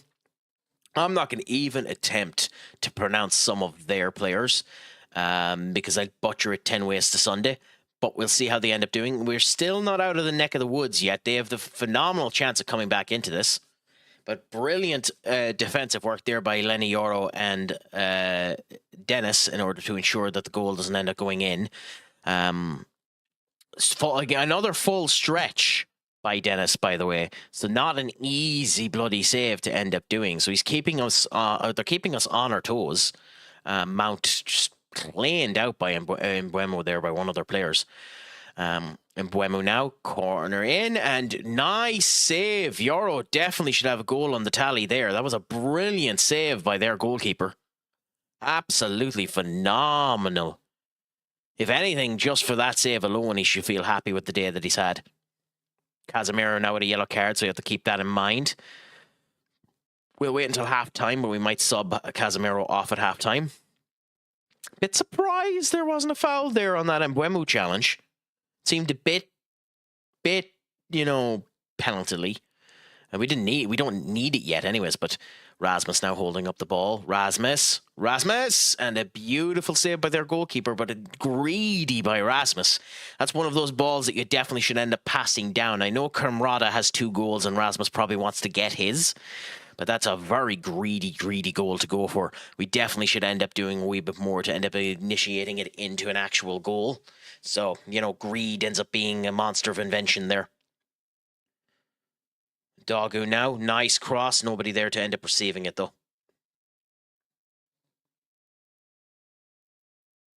Kwambola to Ilya. Ilya straight up to Mbeumo. Mbeumo now has the chance to do something awesome here. And just another showcase of greed, unfortunately, by Mbeumo. It's been, like, we've been in control of this game. We've done phenomenally well in it, but we've had quite a few showcases of greed. And unfortunately, that does kill you a bit. Now, we're performing grand. There's nothing to really be concerned about, but I don't like seeing that level of greed. Now, for now, until we need to change it, I think we're going to go a wee bit different. We're going to put Bruno on in that deep-lying defensive position. That's probably, in theory, Bruno's best position, even though we have been playing him in the attacking role. I think we play him there for now. There does come a conversation on when we end up taking Erasmus off, and soon comes a conversation about us potentially selling Erasmus, even though he is down as an impact sub and he knows it. We'll see what ends up happening with him. We have a lot of strikers at the moment, and if Francisco is performing good, which he seems to be, we'll see what ends up happening. We do at some point want to bring Obi on and see if he can get a wee bit of time out of them. But we'll worry about that later on and continue on for now. We're performing good, dominating possession, and continue on, guys. Oh. Good. Good passing work now. Another throw in there. Menu and Mbeumo taken down again. I don't know if that's us being light and giving away free kicks way too easily, or them being a bit dirty. I have a feeling it's a bit of both. And off of the woodwork, unbelievable. Ilya almost got a goal. That's twice now. We're from headers. We probably should have scored.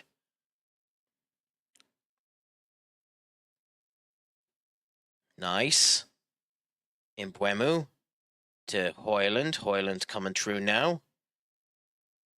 To Fernandez. Bruno now passing back up to Kwambola. Ilya. Yoro. Mbeumo, nice pass, but Mount not able to catch up to it. So that's bad by Mount. You'd expect him, of all players, to be able to run and get that. I know he's just coming back from an injury, but that's not acceptable. It's genuinely not acceptable. He needs to be doing better than that. Again, I know this is a weaker side of us, but it's not that weak. We should be like more offensive. We should have more offensive presence of our play. Like, we're being a bit too lethargic, a bit too easy to take down, a bit too soft. And a bit too greedy in certain cases as well. Like, Bruno didn't need to shoot there. The fact that we're 17 shots, 12 on target, and 1.74 XG pretty much tells you the entirety of the story. We've just been neglectful and greedy. You know, so we'll put Obi on for Rasmus, even though that's not a position he's particularly great in. We'll put Ahmad on for Mount. I know, again, different position, but just we need something a little different. Ilya has a yellow card and is tired, so we'll put Shaw on for Ilya. And we'll go with them changes for now and see how we do. And leave the one sub in case we end up needing it. Because injury or anything ends up coming down, you need that sub. Feyenoord beating Galatasaray is an interesting result here. Nice goal kick by them. Okay, Manu to Ahmad, Ahmad to Dogu. Dogu has been interesting in this game because he hasn't had much of the game, but when he's been in the game, he's been good. And I did for the third time in this game off of the woodwork. Genuinely surprising how often it's happening. Genuinely surprising how often it's happening. But, you know, you go with what you have and you try with what's coming up. Shaw now to Koala to Bruno to Yoro down to Buemu. And Buemu has not had a good game. He's been very, very greedy. Again, there going for more of a shot than a cross. And again, off of the crossbar. He's been very, very greedy in this game. And his passing just hasn't been right. But he's also been unlucky. Like, he's been tackled down quite easily. He's been very, very soft in this game, which is nothing that I'd end up putting down for Mbuemu. Amateur and Dogu has, like, whether or not that cross was too high or whatever, that was a horrible heading attempt by Ahmad. Like, we haven't had a we haven't had a shot on target in about 7 shots now. Because we were 15 shots and 13 on target, and there's our first shot on target since then. It's like, we're not doing well. Now, to be fair, that could be the subs as well. It's not worth making the substitution of Dogu for Rashford, even though that is what it's recommending. Because I'd prefer just not to use that last sub. So they're complaining that Mbuemu is being told to play a lot more direct than normal. Now, to be fair, he doesn't normally play out in the wing. That isn't typically Ahmad's role. We wanted to give Ahmad a break. And Mbuemu has played good in that position in the past. He just isn't today. Ahmad, greed, and then passes the ball. I mean, you take what you have. That is a bonkersly fluky goal, and how it's Ahmad's, I'm not sure. Let's see. So Cambrata passes it back, Manu shoots it, and it bounces off of Ahmad straight into the goal. That's a Manu goal, not an Ahmad goal. I feel sorry for Manu. That should be a Manu goal. I mean, in the grand scheme of things, the goal quotas don't actually matter that much, but that's definitely a Manu goal, not an Ahmad goal.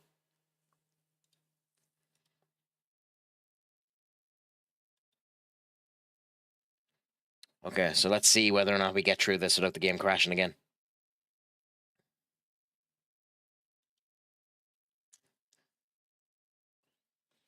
Come on, game. I believe in you. You can get through this.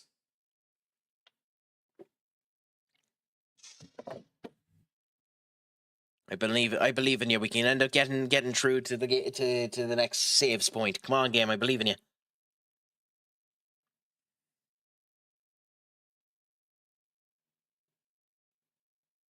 Okay.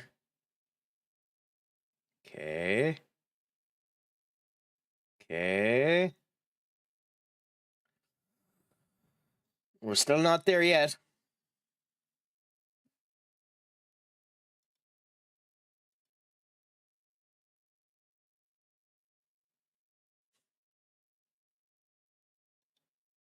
I don't think we're getting there. Oh, we are, thank God.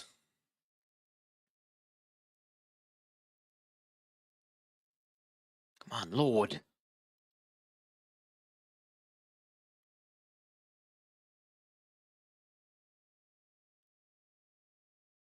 Three times during that game. Unbelievable. Cool. So we're up to first in the Champions League board. Okay. Come on. Let us save.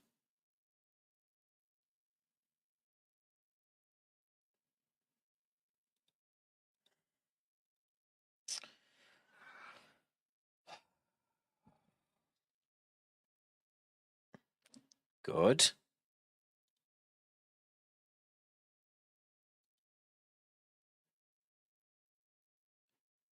And we'll save. Good. And with that, I'm leaving it for tonight. I would continue on another, hour or half an hour more, but to be honest, it's bloody. The game isn't functioning properly today. Again, and it's giving me bloody blood pressure in how often it feels like it's about to crash and how often it feels like it's going to break. So I'll see if there's stuff I can do behind the scenes to improve it for the next time that I end up going live. If I'm live tomorrow, we'll see. Maybe I'll do Dark and Darker or Clear Obscura again or Shin Megami Tensei. We'll see. But until then, my friends, once this saves, I'm going to let you go. For those of you on Twitch, we'll find us a raid.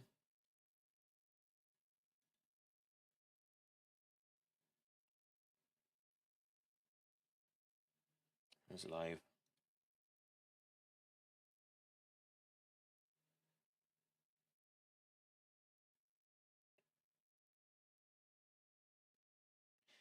I'll send you over to Lewis.